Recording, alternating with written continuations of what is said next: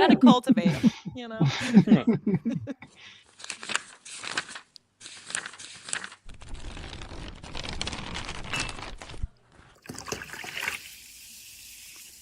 Kid's gonna do an intro. Hello, fermented folks. Nice.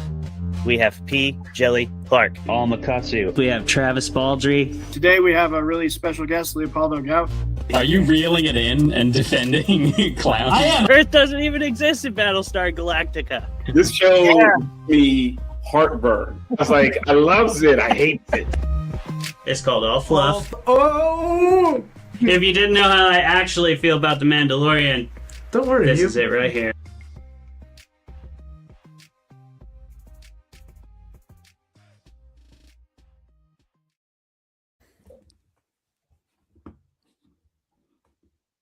Oh yeah. Can you feel it? Oh, he's muted. Are you all He excited? did it. He Hello. did it. It's okay. Hello, fermented folks. Clay's right there. Hello! I'm here. What is happening right now? That was do a you guys dramatic still pause. hear? Thank you.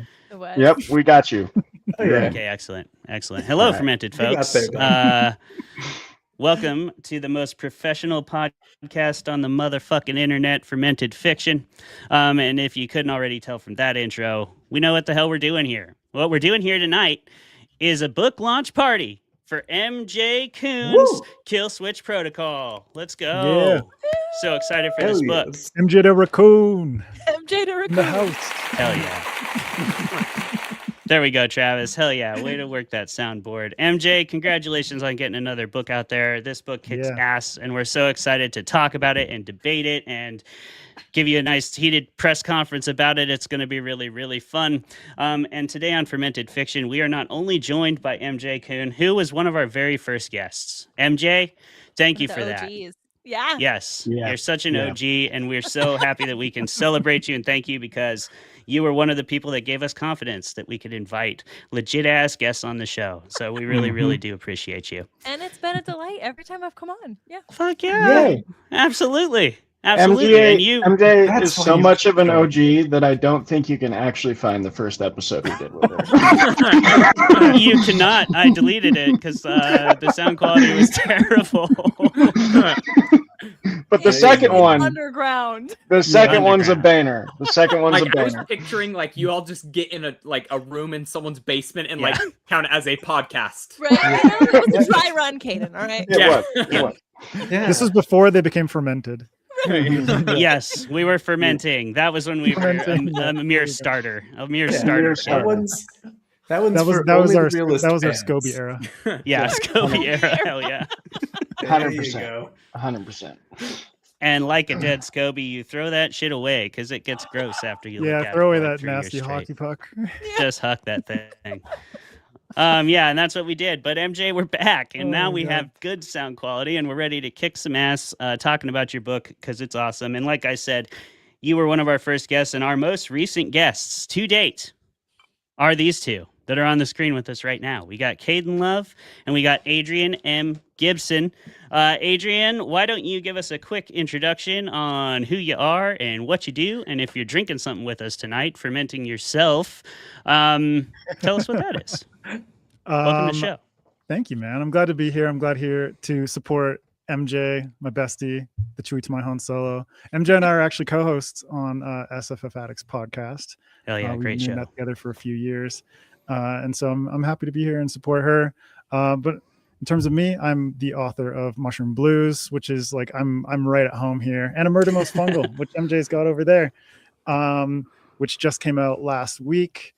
And I'm also an illustrator, book designer, sometimes tattoo artist when the occasion strikes. But Nice. my main gig is a stay-at-home father of 2 beautiful little boys. And unfortunately, I did not have time to like grab a drink, so I'm just like fermenting my dinner. But yeah, I'm very happy to be here. Thank you guys for having me. Hell yeah, Adrian. Thank you for being here, man. We really appreciate you. Kaden, can you tell the fermented folks in the literary realm a little bit about yourself, what you do, and if you're drinking with us, what you drinking? Yes, I am Kaden Love. I am an author, and I write books about cyberpunk tooth-eating vampires. So Toothsucker Hell yeah. is my my biggest book, and then followed by Chromatic Creep, and book 3's cover reveals tomorrow. People that recognize me, it's most likely from my Instagram content where I talk about books and do dumb things. Sure. Besides that, I run marathons and listen to lots of audiobooks and read. So that's me, and I have an empty water cup. Is it empty? That's so sad. Hey, well, see, I just saw one, and I was like, "Oh, that's one." And like when Adrian and I were recording something before this, and I'm like, "Oh, I had a water cup on the other table," and I go over there and I'm like, "Oh, that's empty too." So Go fill it up when you have a chance, man. Yeah. you might need it tonight. We're gonna be yapping quite a bit. Gotta hydrate, man. Gotta stay hydrated. We Hydrated, like hydrated. we gotta stay healthy on this show. You know. Yeah. Jeremy, Hey. for the people who don't know you, I guess, which is Kaden and Adrian, and 18 people currently on YouTube Live. Who the fuck are you? What do you do? Hi, everybody. I'm basically just this. I'm here, and I'm gonna talk about books and drink about it. I'm a harmless weirdo, and everybody just it's gonna be great. It's gonna be great. We're gonna have tons and tons of funs here, and tonight I will be drinking this Jim Bridger Montana whiskey, Ooh, Great. hell Great. Nice. yeah. Great whiskey. barrel strength, all that good stuff. Because what are these parties for, if not the party? The party. There you go. I like Yeah. your Deadpool shirt, by the way. It's great. That's a perfect whiskey too, because that's like a well in the core, but it's top shelf in Baranthium. So it's right there, I'm a man right of there the people. representing all. Both worlds. Yep. Travis, who the Yo. fuck are you? Why are you in Montana? What you do? Yeah, I am Travis. I'm Clayton's brother. Our names are the same for a reason. True. We didn't I- choose this. We didn't choose this. I host this podcast with him, Fermented Fiction. I am a teacher full time, and I am currently off on summer break, which is why I am at my brother and I's hometown to help my mom and dad on their farm. So I have a terrible podcast background because I'm out there helping my family farm. All right. So Boom. don't judge it too harshly. I just weeded it all day, and I'm ready to drink cold beer. Pabst Light, because calories matter. Oh boy. You're talk saying a about lot of stuff right now in this intro. cyberpunk. No, really, the only reason I have the Pabst Light is because I just left a wedding that was on a lake, and you don't want like a thick, like really meaty beer on a lake. Yeah, you don't Like, want. For an you want a outdoor nice. summer event. Yeah, you don't Yeah. want a regular thickness PBR. You want. Right, You yeah. want like a porter Yeah. or something. No, I'm not drinking. I'm not drinking a stout on a boat. That's just awful. So I had Pabst Light left over, and that's what I had.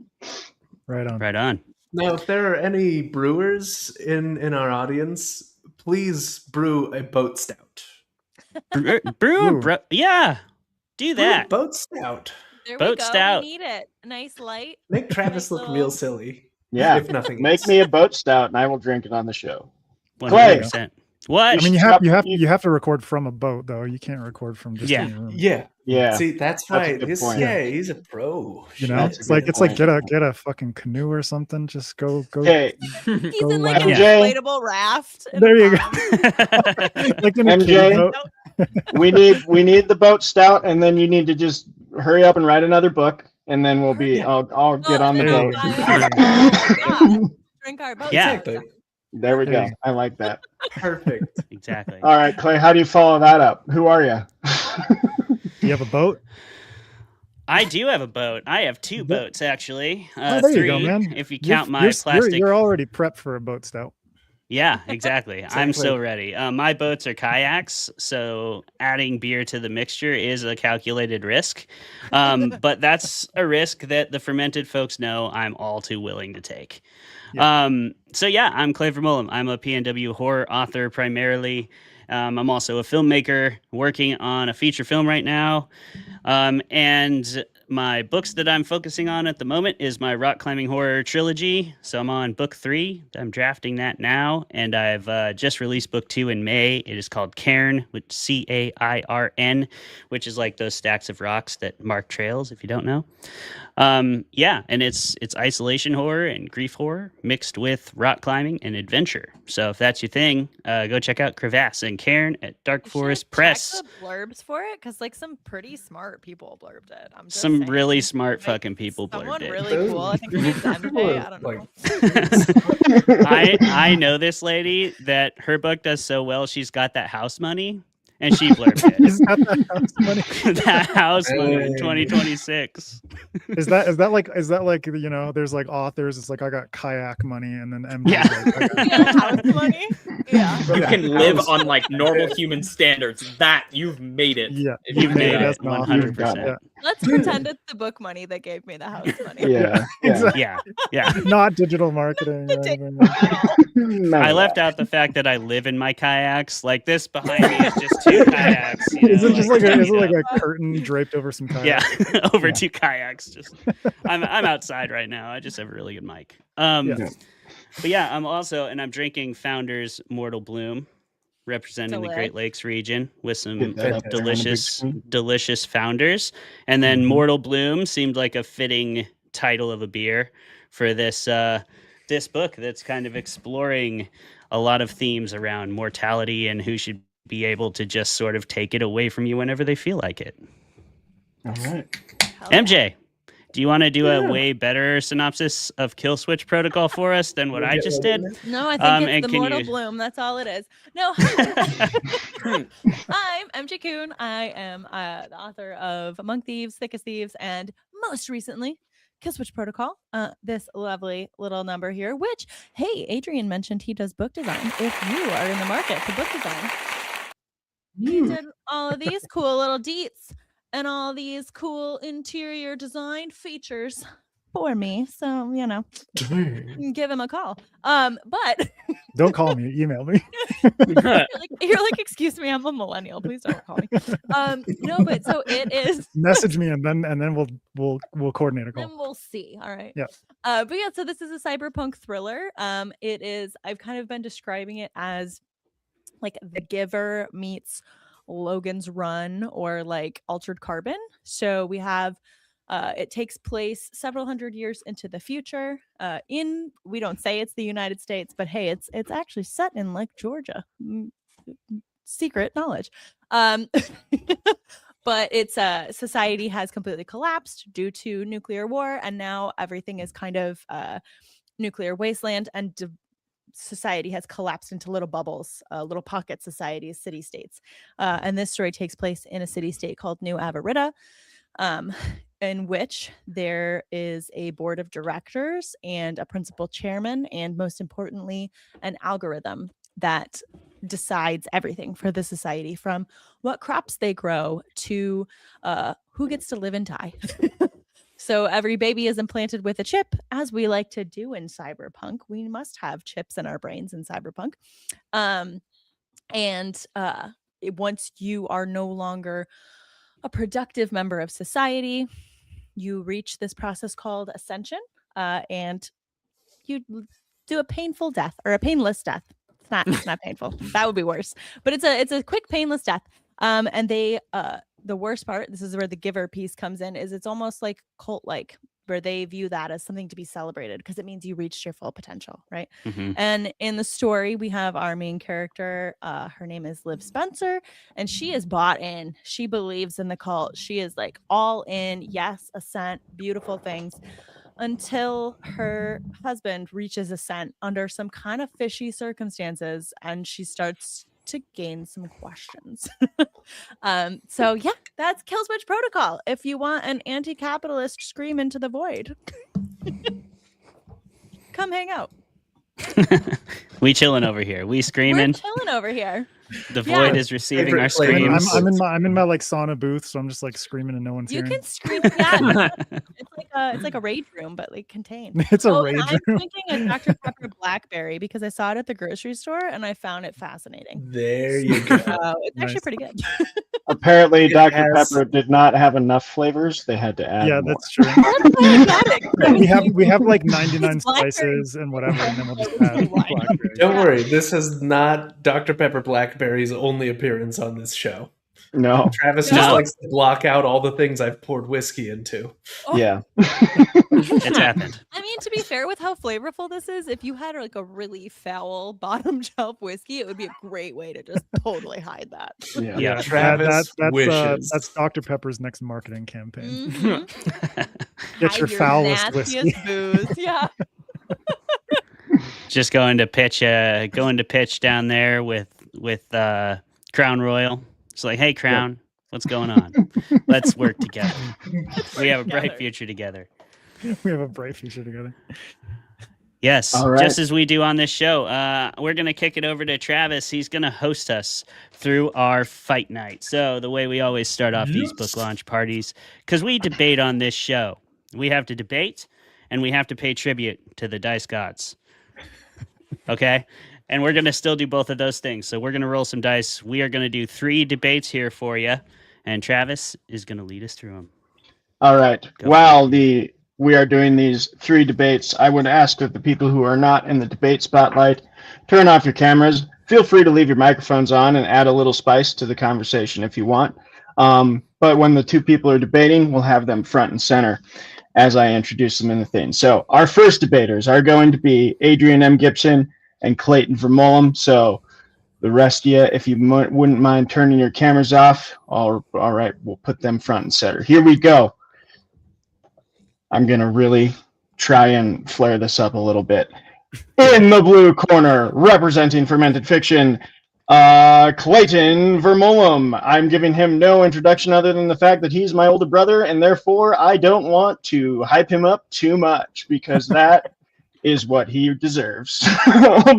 And fighting out of the red corner, representing the entire author community and MJ Kuhn today, is Adrian M. Gibson, an award-winning Canadian science fiction and fantasy author, podcaster, book designer, and tattoo artist.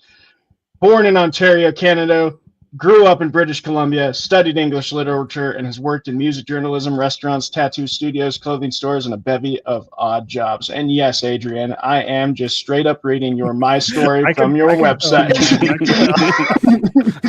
Yeah. Love it. Thank The you for debate. telling us. I thought you just were doing that off the dome. I thought you Oh, just knew so definitely not. much about Adrian. Definitely not. I knew so much about him. The debate we have in front of us between Adrian and Clayton is a really tough one. Speaking of MJ's world, we are debating here full-time parenting license in the world that MJ Kuhn has created. Is it worth it, or is it a death sentence? You do not get to decide your position. The dice gods do. So I will have you both roll now. Adrian, do you have an online roller, or do you need one of us to roll for you? No, I want Clay to roll for me. Oh, Clay. Clay's going to roll for both. So Clay, roll for Adrian first and give me his number. Foe. A 4. All right. Clay, roll for yourself and see if you roll any lower than a 4. 6. A 6. Hopefully you don't think he cheated, Adrian, because now you have to argue that. He's my mushroom brother. I trust him.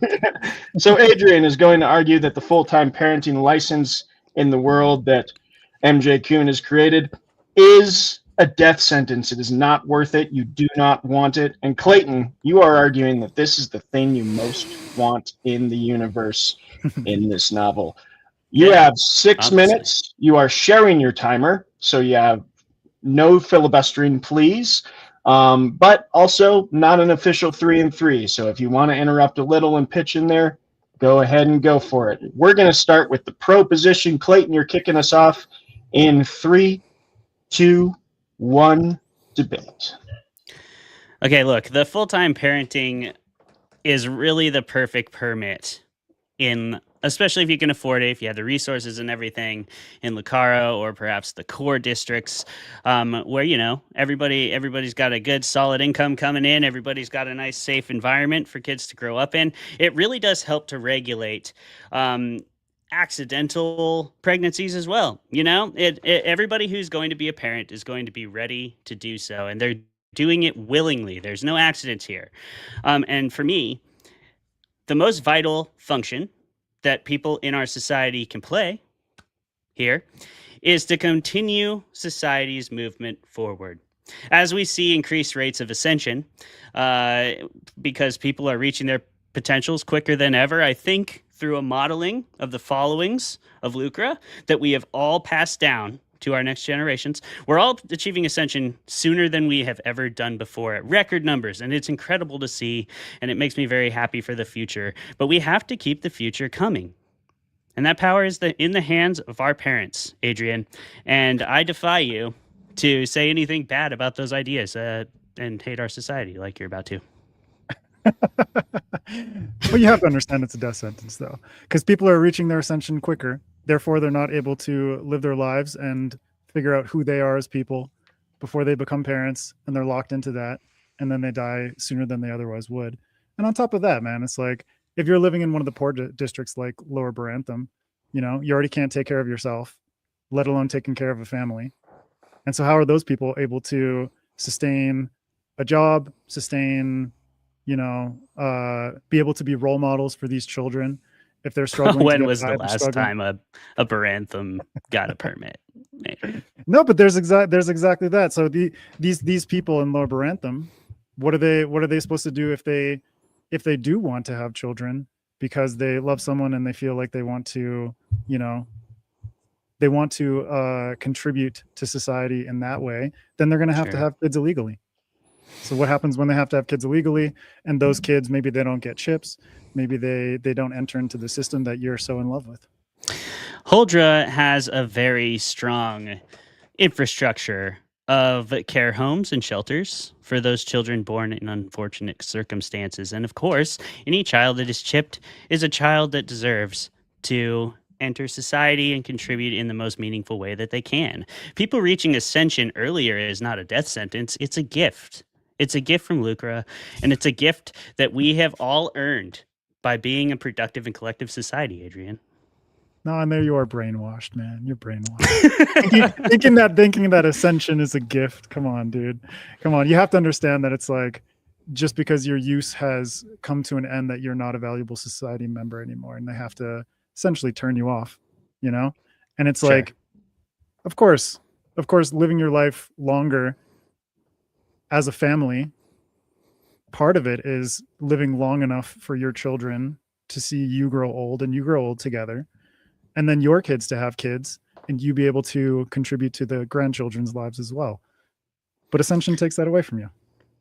Well, not only if you have achieved your full purpose, and at that point, is it taking anything away from you, or have you already lived everything? But where are the elderly people that are able to see their grandkids? No, nobody gets to that old before they reach ascension. I mean, I've been to a couple parties with the big company CEOs, and some of them are a little bit older, Of course they do. Of course, they have the money, they have the resources, they're on the council and everything like that. They've got the connections that they can live longer, and they can through their power, they can dictate their usefulness to society and sustain that longer. But the average person, you're not going to be able to reach an age where you can actually see your kids have kids and contribute to their lives and take part in their lives and everything like that, and have multiple generations interacting with one another. No, man, your life gets cut short way too fast. So if I'm hearing you correctly, you both believe that having children is a death sentence, and that if you have children, you should live with them as long as possible. I mean, this is not the point. Is that having kids, from my perspective, it doesn't have to be a death sentence, but at the very least, you should be able to have a life with them, right? If you choose to have kids, because it's also not a choice in New Alvaria for you to have kids. Of course, there's some people that have them by accident. There's some people that choose to have them, but the majority of people, essentially, they're given this license based on a lottery that they don't know how it functions, right? And so the fact that they're not able to have a choice in the matter doesn't really allow them to dictate, like, okay, I'm actually ready for this, right? Or I want to do this, right? Just as much as someone who has a kid by accident might not choose to have a child, right? And so what does that mean for the child then, right? So from my perspective, it's kind of like the license is a death sentence. Having a family is not a death sentence. So that's kind of the angle that I'm coming at it from. Sure. I think that's why we're on a podcast, Adrian, you and I. We are humble mortals compared to our wise counsel. And they make these decisions based on whose purpose is to be a parent. And the whose to give council birth. is going to silence you. Now it is time to stop talking. Congratulations, this Everyone, come debate back. has reached ascent. This first, I'm gonna say, Adrian's we're all dead. definitely reaching a sun after all that heretical Oh, stuff. yeah, he's doing. That was my whole point. I'm like, bring it on, bitches. Have you achieved his Revolutionary on life the air. purpose? All right. I would like to put a little buffer question in here in between debates before we get into Kaden and Jeremy going toe to toe. And that's mostly for you, MJ. But if anyone else wants to pitch in, I think about this, the full-time parenting license was a really cool. And I mean, there's always a little element of dystopian type of like laws that are put on things in cyberpunk stories. So, you know, it's something that I think you put your own unique spin on, and I would just love to ask you where it came from, kind of what you were thinking when you came up with the idea of that like parenting license element and giving birth and having a family being such a pivotal part of your story.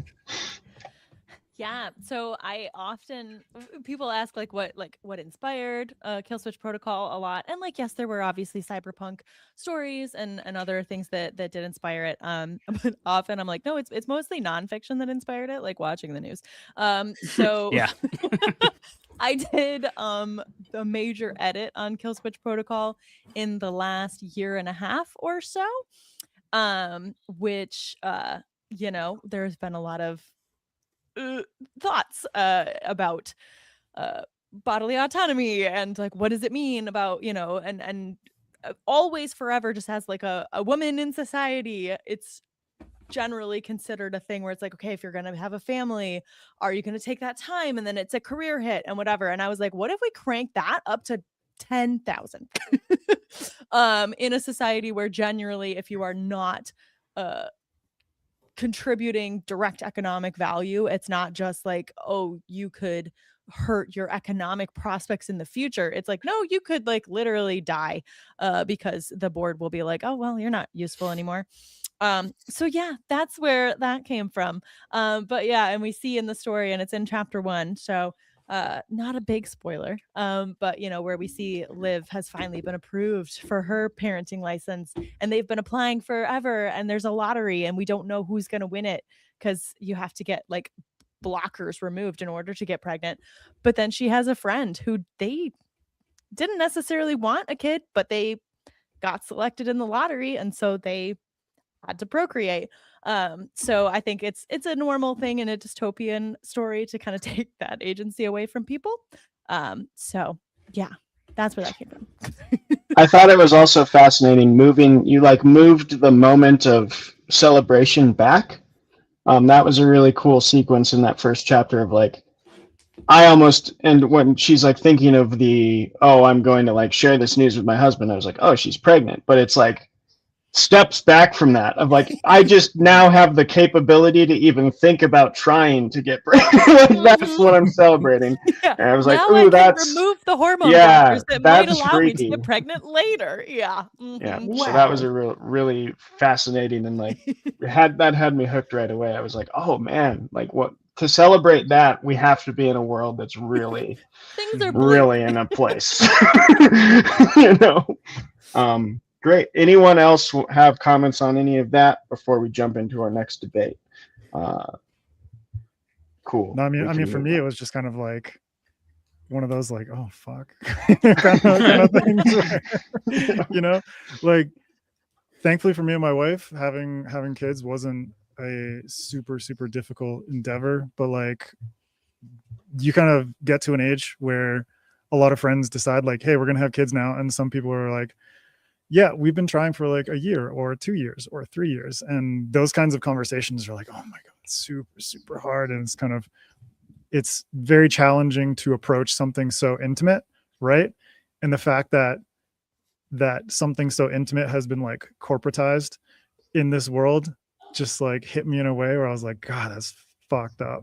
It's really, it was a very, I mean, it worked for the world, but that to me was like such a dystopian thing, right? It was like such, I don't know, just like the idea of like this kind of population control and this kind of government control over people's bodily autonomy for me was like, damn, MJ. Yeah, like, nothing you're is not, sacred. Nothing is sacred in New Averida. Yeah. Well, see, I feel like that's one of the coolest things about cyberpunk is that a lot of times it's, it's hyperbolic versions of the world that we have. And you take something like that you said it's very sacred to humanity. It's life, it's human life, and it becomes corporatized. And it's just, it's fun to kind of blow that into the extremes, but also, it makes it a place for, as an author, where you can do a lot of commentary and really interesting things with it. And hopefully people read that and they're just like, oh my God. And then actually have a moment where they think about what are the analogs to our current situation.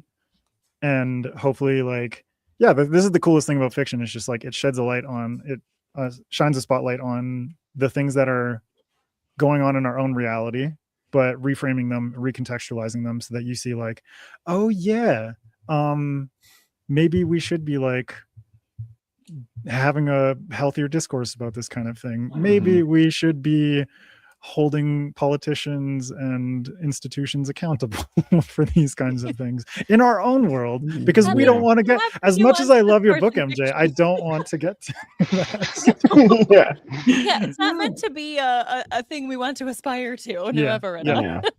We don't want Killswitch Protocol to be the later field guide of how to survive in the world. That's not. We definitely will dive way more into this because I really want to talk to all of you three about the sort of philosophy behind cyberpunk in the panel. But before we do that, we have another debate on our hands. So I will once again ask the non-debaters to go off camera for a second, and we'll put Kaden and Jeremy front and center here. All right. How do I get off camera? Oh, there's a little camera button down on the bottom. There we go. He got it. He got it. He's a professional. Fucking pro. Yeah. That's what he's doing. All right. The debate topic for this, before I introduce the corners, is Luker's handbook. Oh my gosh, I gotta read the actual statement here. I wrote really scribbling notes. Yeah, doing so awful. Is Luker's handbook on population control the only real way to save the planet? The high roll will be pro. Yes, Luker's handbook is all about it. And the low roll will be no, this is not the only way. What are you thinking, you morons? Representing Fermented Fiction in the red corner is Jeremy Hudson, a Bozeman resident like myself, a general nerd of literature and movies, and in my opinion, a sometimes troll who has very hot takes on many things and is fantastic. Hey. Also a connoisseur of great whiskeys, even though he ruins them with sodas.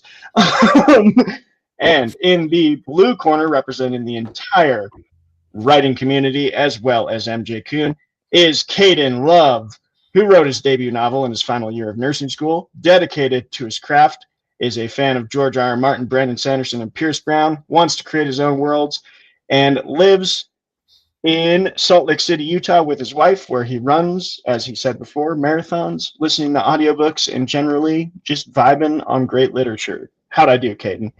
Good. It reminds me that I probably need to update my bio. Like, that's what I put when I wrote my debut. I was like, oh, wait, it's like, 4 or 5 books later. It's been a bit. All right. Oh, yeah. Well, I am definitely not a professional here, but we're going to have a clean fight. But first, we need to roll some dice. So go ahead. Do you both have dice, or do we need to roll for you, Kaden? Let me grab one. All right.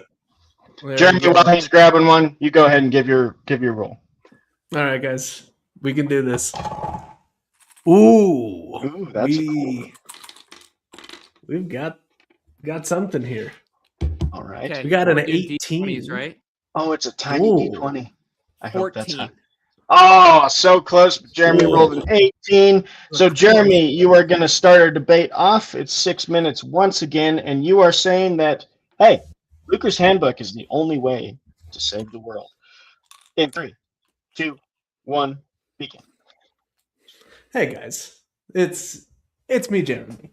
Now, as we all know, in a society like New Avarita, it is a very limited space that, to perhaps paraphrase an intergalactic super tyrant genocidal maniac.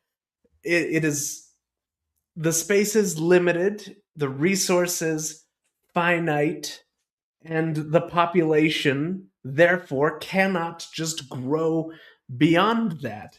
If it does, you end up with, famine and just economic collapse, even in just this small ecosystem of people who are just doing their best to survive. So what do? That's right, you pull the plug on a few that aren't pulling their weight, or have pulled all the weight that they possibly can, and they're not going to pull better weight than that going forward. You got to know, look, there are a few farmers on this podcast.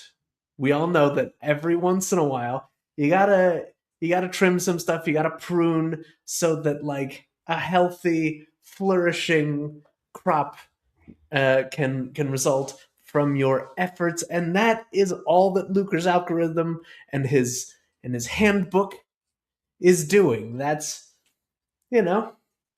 a few dissenting murders aside. That's what we're left with. That is the pure vision, the thriving of this city that has the potential to be great. Yeah. So you see, this is the fiction these corporations are trying to sell to you. We have moved away from government being for the good of humanity because corporations and money as a human drive is what is running politics now. We've seen it over the recent while, but now it is in its incarnate form, where not only are the greatest minds deciding what gets to live and what gets to flourish, but they are deciding which people, which contributors, which fields do they want. Let's say they want more food to fight famine. There goes everyone in the other fields that they deem not worthy. And where they poke holes, society will naturally have these gaps that don't get filled by these corporations, because we have this HR mindset that tells people, you are appreciated, we love everything that you've done, behind a mask where there lies an assassin. And there is just one view in a world like this. They have a singular view, and what they deem worth to live doesn't mean that it is worth, that everyone believes that is what should live. So by letting them go uncontrolled, you're letting humanity steer in a singular direction. Humanity has survived on its own for many years, centuries, and millennia. But to let someone go and dictate it, that is what leads humanity to true disaster. Now, see, that is where I think you're wrong, because the algorithm and the handbook, they both have a singular focus that I think, of any fair reading of the text of this novel will tell you that they're essentially trying to do away with one of the fundamental and worst problems that human beings can face, and that is being poor. They are essentially and effectively breeding out poor people, just out of society completely. That's why only the wealthy can afford, say, to get their childbearing permits. They can afford homes and things, and the people that can't, they do what they can achieve, and then they've ascended. So does wealth determine happiness? Are the impoverished all downtrodden and depressed because of their status in society? Yes. And who determines the algorithm that you referred to? That was the almighty Luker back in his day, I believe the mid-2100s. Revolutionary as he was for a guy named after money. And what makes him qualified for such a position to make such great decisions? Hey, he wrote a book. That means that you're a smart person having written books. Or would you say that's not?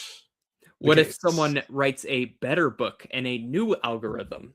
What would the current power status think of that? Would they deem that new rising power unworthy and eliminate them even if they have a better solution? Of course not. They would think that person is extra worthy and they would ascend. And that's what we're all about around here. You got to achieve your purpose and ascend. Yes. And what determines worthiness in society? Well, naturally, and I'm glad you asked, it's what you can put out into the world that will, of course, make the world a better place and you a richer person in that place that you have then therefore made better through your actions. Simple economics, really. All right, and the system's going to shut you down. Jeremy, you are done. But grand debate. I want to especially give, I don't know if we're giving points here, but Kaden loved the Socratic style. Okay. Love it. You were just like, ask questions. I'm just going to ask questions and let this guy be his own worst enemy. Hey, it works out, you know? I already am. Dude, sell those shovels in the gold rush, brother. I fucking love it. Fantastic. Little follow-up question before our final debate for this one. There's a lot here, MJ, but I want to specifically narrow in on the lucre cult element because you already have a book that's a dystopian, cyberpunk, anti-capitalist, all these problems with AI and stuff, and then you're like, you know what, we're just gonna Salt Bay in a little cult action there and see how that works. So when you were blending all those things together, were you just like, yeah, let's make it the worst we possibly can, or what inspired that? Yeah, glutton for punishment, that's all it is. I mean, a little bit, but most of it honestly was like a thought process of, okay, this is a truly terrible system, just objectively for everyone. How do we make them go along with it? And if it is a cult-like belief, a religious-like belief that it's been baked into you from day one, that this is just the way things are. But then, so every chapter begins with a little excerpt from the Handbook of Lucre, which is like, it's kind of like a Bible, but it's also kind of like a corporate handbook. Sure. And it is a little culty. It's quite culty, but it's also so it's very inspired by the fact that in my day job I work in digital marketing, and I have had to ghostwrite LinkedIn posts for so many C-level people. Let's go. And so it's just like me being I love hearing you call them C-level people with such disdain. Yeah. C-level, like, C people. The fancy people. But so that like very linked influencer culture is very intensely into those sections as well, and part of the corporate cult vibes. Because I don't know if you guys have worked in corporate America or corporate, any other country, Adrian? No, I do not want to work in corporate Ecuador. That is going to be crazy. Corporate Ecuador. Fair.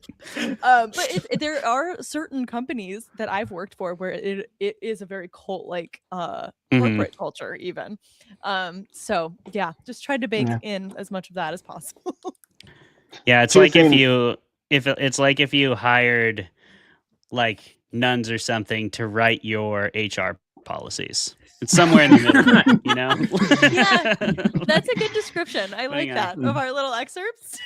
Yeah. Two things you mentioned. I love when authors take their kind of like experience from the day job and like weave it into the fiction. Very cool. And this is one of my favorite. I don't know if you could call it a trope, but the whole like the book within a book introducing each chapter, that's one of my, I love that. I eat it every time.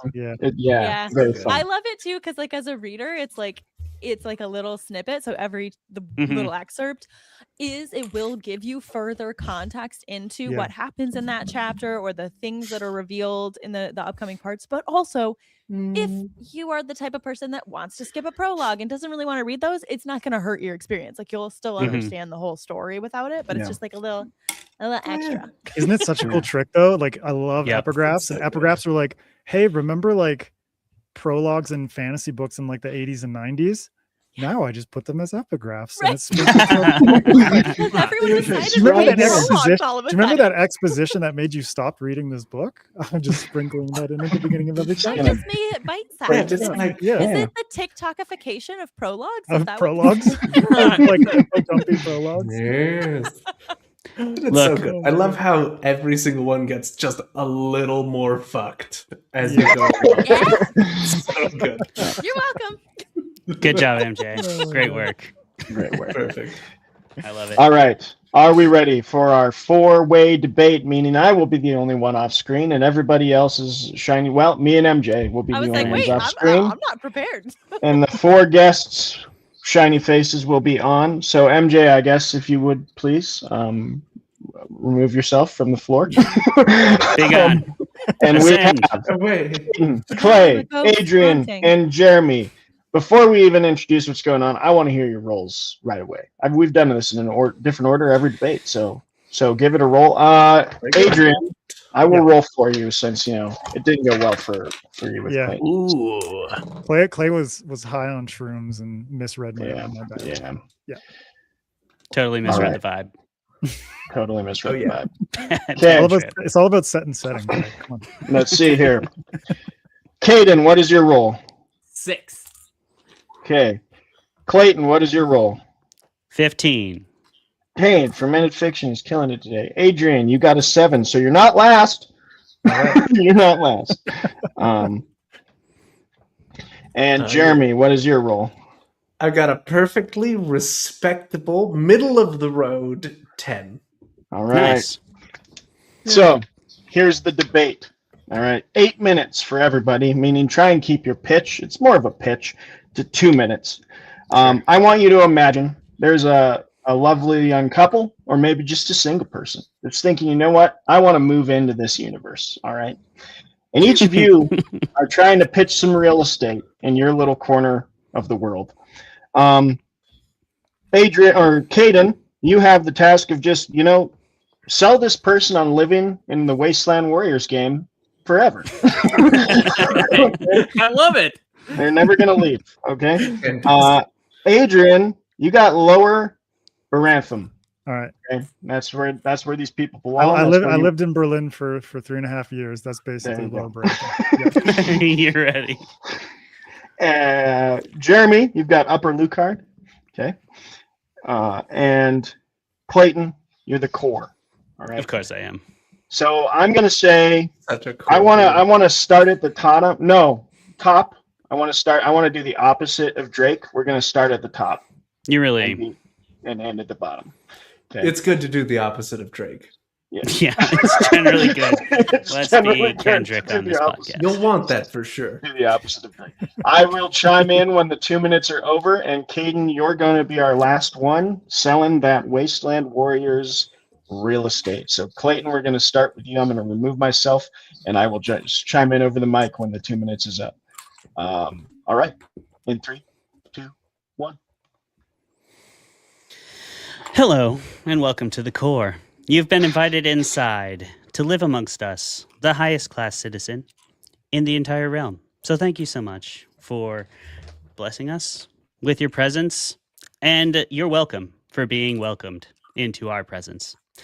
Here in the core, our food trucks serve better food than Lower Barantham could ever afford, and better food than the 5-class restaurants in Upper Lucar. So, just by being here, you're already walking around in more luxury than your compatriots. Congratulations. Here we have the finest fresh-grown vegetables. We have the best parties. We have the only actual non-synthetic alcohol in the entire goddamn city. And we have very, very high positive results for parenting permits, even pet permits. I myself own a cat. Isn't that marvelous? You could own a cat. You could own a dog. If you play your cards right, you could even own a gerbil. But I wouldn't count my chickens just yet. Let's explore the core a little bit. We'll walk you around. I'll show you some of the mansions, some of the swimming pools, the only swimming pool in the entire city as well. And we'll have a really great time. I can't wait to welcome you to the core, where we're closest to ascension and the most alive. Excuse me. I think there was a mistake. I don't qualify for the core. So, sorry. We're going to go to Upper Lucard. Yeah. I'm sorry. I didn't mean to waste your time. Please don't send me. Adrian. I might. Or no, I might. Jeremy. Jeremy, can you Hey. please tell me a little bit about Upper Lucard? I don't Yes, have of time for this course. shit. And welcome to Upper Lucara. Hey, we're not pretentious like those guys over in the core, but we're not dirty and crime-ridden like Lower Baranthrum. So everyone can suck it, except for us. Now, here we have real people doing real work, just really making a difference here. We're surrounded. You are a stone's throw from your favorite doctor who may or may not get arrested or die. It's neither here nor there. But this is the Massachusetts of neighborhoods. It's close enough to the good stuff that you can go there, but you don't have to stay in that basically unlivable, unaffordable, just nightmarish cityscape that is the core. Now, it's a great place. It's fairly affordable if you can afford it, and it's it'll provide you some peace of mind. Safe neighborhoods, nice neighbors. So, people reaching their fullest potential sometimes, but not all the time. So that's really something. It could be you. I'm so sorry. I'm so sorry to interrupt again. My partner ascended, so I'm kind of fucked. I can't live here anymore. So yeah, bye. Adrian, can you tell me a little bit about the lower planes? Well, in Lower Barantham, we accept all people, whether or not their spouses have ascended. And if you're tired of that arrogant, posh bullshit of the core, or the middle-class boredom of Upper Lucara, then come to Lower Barantham, where there's actual fun, there's actual culture, and there's actual real people enjoying their lives. If you like live music, if you like dive bars and restaurants where you're, not necessarily eating something that looks manufactured. This is real food for real people. This is real music and real culture for real people. And who doesn't want a little danger in their lives? If you want to live in a neighborhood that is rife with options, a little bit dirty, but there's graffiti and all kinds of interesting architecture going on, maybe you'll get mugged in an alley, but that's life. That's a good time. Come to Lower Barantham, where everyone can afford to live. That sounds so great. I actually just want to know what it'd be like to just not be here anywhere. So can anyone tell me what that's like? Kaden? Oh, I am so glad you asked. Because, pal, your life sucks. It's terrible. It's going to get worse.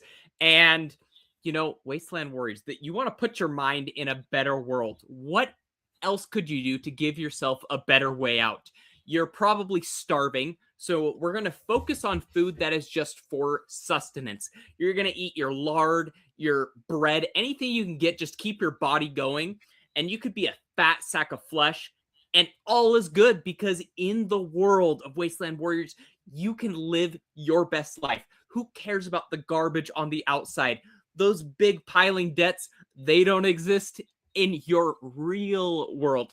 Who cares about flesh? Flesh is old. There's a reason why you're wanting to go to Wasteland Warriors, where you can live out the life of a hero.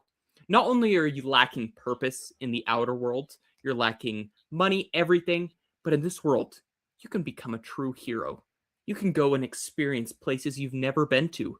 Would you rather go and see these beautiful places or go around to another sloppy alley where you'll probably have some unlikable things done to you, have things stolen from you, and just be told to disappear one day. Let things be of your own accord and enjoy a life while everything around you wastes away. You can live your true purpose online. I'm sold. Fucking send me that. Lovely financing options. You're just like, yeah, fuck my fleshy body. Inject it in. Inject it in. These two aren't doing shit for the world.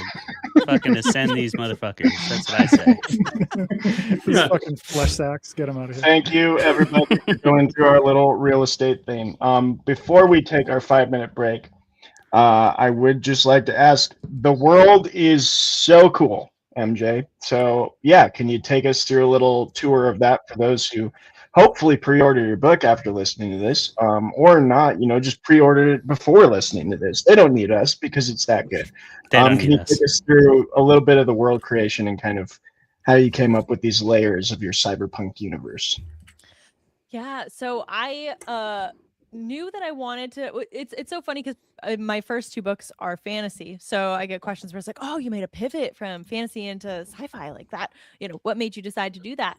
And it wasn't like, I don't know, I didn't mean to do that. I just knew the story I kind of wanted to tell with Killswitch Protocol, and this like cyberpunk world is just what fit for that story, So yeah, the whole thing. I did a ton of research. I have done more research for this book than like all of the other books I've ever written combined, because and hopefully like it just doesn't make it onto the page. It just is part of what's baked in. Because I was like, okay, if we extrapolate upon like current like geopolitical tensions and current like climate change things and whatever, where would the coastlines be, and what would maybe the geopolitical stage look like in the event of XYZ happening. So that is kind of where I set it. It's set in the 2300s. And I did kind of draw inspiration a little bit for the different areas. Not really, because it's also, well, okay, kind of like Bossing Say. Last Airbender, right? Great town. So sick. This is MJ, you missed on the chance to put in a cabbage vendor. Come on I should now. have. Dang. All right. If I do a sequel, I'll have a cabbage joke.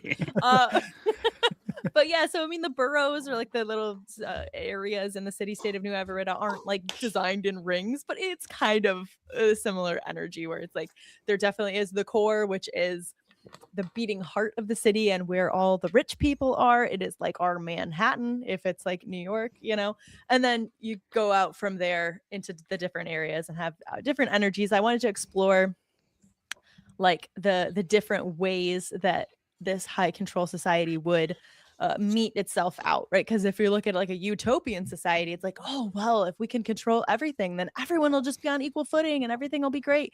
And it's like, that's just kind of not how things tend to work. So yeah, that's where it came from.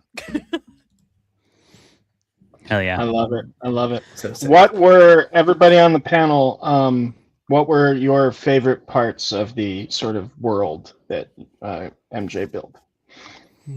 I love that it's substantially harder to get a pet permit than a parenting permit. Like, getting a cat is a real fucking flex. Yeah. I love that. Amen. Because it should be. It should be. Yeah. That's all I have to say. No, Put me back in the brick. And I mean, like, not getting into any spoilers or anything, but I am such a sucker for conspiracies and corporate conspiracies. Yeah. And when you start to get into things like that, like, I'm strapped in. I love it so much. And like, part of me is like, it's turned me today to like look at every corporation. I'm like, these people have nefarious purposes, but it's just, but it's so much fun. And so, yeah, I love kind of when you have a character that discovers something and then goes down the trail to unravel all these secrets. It's awesome. Yeah. I mean, I really liked how you, because like I know you love found family, like Among Thieves. Well, the Tales of Tomorrow is basically just like that's found family vibes. So pretty much every book that MJ writes is found family. So I like how family you and probably a heist. and probably Yes. a heist. Yeah, Found I mean, family there's heists. technically a heist in this book. So, Oh yeah, it's like yeah, two of them. I mean, you hit all the Heisting all all day. the check boxes. But I like how you use the found family to show the different strata of society. Because one of my favorite things about cyberpunk is like the low life, high tech kind of vibe. And Mhm. so it's like you have all these different characters who are, showing. I mean, we just went through the real estate thing, but it's like you have characters who are involved in every part of this society. Mhm. And then, having that found family element where it's like they all come together. And I mean, like, yeah, that found family is a bit messy and things get kind of fucked up, but that's par for the course with an MJ Kuhn book. Yes. They also, But you know. also, yeah, put that family together and then break them apart. But Yes. I And then love that kill you them. use the different characters to show the different facets of society, and then being able to like visit all these different parts and have that. I guess it's kind of like, it's not visual technically because it's a book, but whatever, use your imagination. The Mhm. visual representations of different parts of the city through these different characters' perspectives was really cool. Yeah. And I was being cheeky earlier. One other thing I really enjoyed that I want to touch on is I love MJ, and we already touched on this a little bit, but I am a sucker for when people feel real in stories. Like if your people and your dialogue feels real, then I will be on board for anything else you throw at me. That's kind of the crux, the pivot point for my suspension of disbelief. Like if I believe the characters are bought into the world and they really live there, I don't care how crazy the world is. It's all relative at that point to the character's like level of realism. So I think you do a really good job of bringing your real life experiences into the corporate boardroom of this like technocratic society that has utter control over literal life and death. And just like giving not just a god complex, all these people already have that, but giving them actual god powers and like looking at how that really wouldn't change who they are. We see that with real life technocrats. Like people don't become a different breed of people just because they get really successful and a lot of money. They just become that same person, but oftentimes a shittier version, because an unreasonable amount of power is never good for anybody. I mean, it's like, it's so timely that we've had like recent news headlines of like, oh great, that rich fucker is now a trillionaire too. Yeah. Wow, hooray! He's like now nobody's happy for you. Get some fucking friends who actually like you for you. Christ. Yeah. I feel like he's Jeez. reached his full potential by now. Can we? Yeah. Let's ascend that fucker. Disperse some of that wealth. I mean, there's a whole cabal of people who should be ascended. But yeah. I'm glad we're saying. I don't know if we should. We're gonna end up on some sort of government list after this. I'm already on a government list. All of us are just going to be like. Take that. The chips are in our heads already. Yeah, the cabal is just like, let's ferment these bitches. Just This podcast, with its 300 subscribers, has certainly reached its max potential. Yeah. Woo! Hell yeah! Let's go, baby. Everything's relative. Am I right? Okay. Yeah, but I love how you brought that into this world, MJ, and I feel it so hard because I have sat in a lot of meetings, and that's just, it doesn't matter how high you go. Just the only thing that really changes is how much time you spend in meetings. And the more time you spend in meetings, the more you're just like talking about how much you need to do and not doing any of it. 100%. So it's like where I live right now. I literally do like a 6 hours of productivity meetings every session Monday. that results in no productivity. Yeah, exactly. We're But gonna by the end of that meeting, you fucking know what you need to do to be productive. No. And you'll get to it right after the next 6 meetings. Yeah, I was gonna say, you don't know that. By the end of that meeting, you know when the next meeting is. You know the team you need to assemble to determine the thing, how to know the things you need to do. So we need a Chairman meeting. willing. We need a Chairman meeting willing, you know to that. figure out who's going to be on the team, and then we're going to have a meeting with the team to figure out what You the say team is that doing, tongue in and then we'll cheek, get- Adrian, but literally 2 places ago where I worked, we literally had meetings to decide on the subcommittees for no. more meaning. Absolutely. I've jokingly said that, and I've never worked in corporation. And That's you nailed horrible. it. You nailed That's horrible, Yeah, man. nailed Was that it. Kevin, that fucker? it. No, that was like one Corporations job ago. are jokes made Yeah. manifest. That was 2 Kevins ago. That was pre Kevin life. Oh my god. All right. Multiple All right. Kevins. I think we need to move this meeting to a different hour, actually. I think that would be a lot more productive for us. But I think we've done really good in this meeting.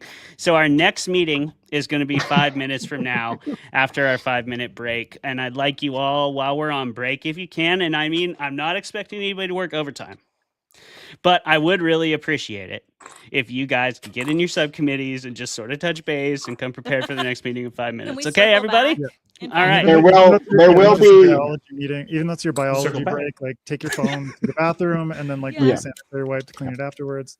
And Look, then- you were going to you're do it not anyway, multitasking. Adrian. Yeah. You were going to do it anyway. Maximize your productivity. I have a great podcast that you should listen to later. I am a father Um, of 2 boys. It's like that's my day job. It's unsanitary but productive.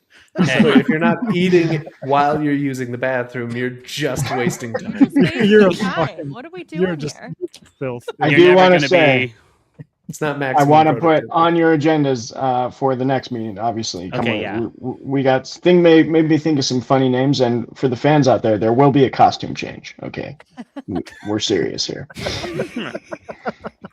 I will not be Serious doing a the whole costume time. change, but you know, that's a me, but different I love it. subcommittee, I guess. I will Let's change meet my again. costume. It's Yeah, up to the we'll have, fans. we'll have to another determine. meeting for the costumes. Yeah. Okay, so as per our last meeting, everybody please turn off your cameras and microphones. That'll kick you off the screen. And then we'll play this 5-minute break video. Thank you for being here with the Fermented folks. Thank you for being a Fermented folk yourself, because if you're listening to the show, you fucking are, whether you like it or not. Please like, comment, and subscribe to Fermented Fiction. We are an independent venture. And please go pre-order MJ Kuhn's book, Killswitch Protocol, because she already bought a new house and she's really counting on those book sales. We'll see you on the other side of this 5-minute break. Thanks for being here. Goodbye.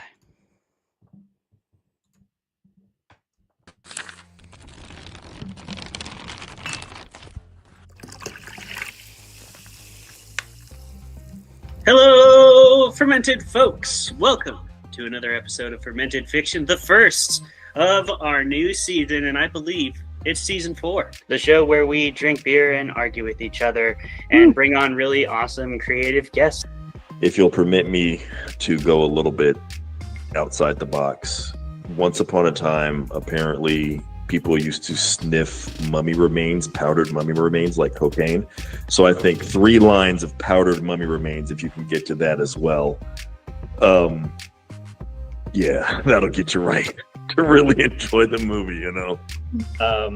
Dave told us all about making a mead, and I talk shit about Tom Bombadil, as I am wont to do whenever people bring up Lord of the Rings. You would. You should.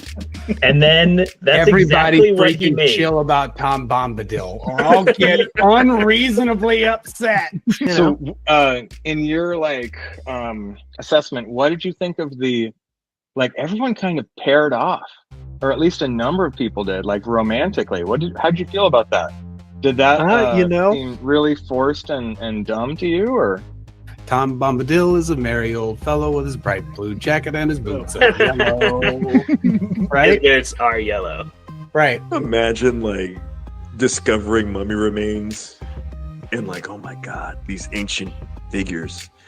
Dude, what if we crushed this and snorted it, yo?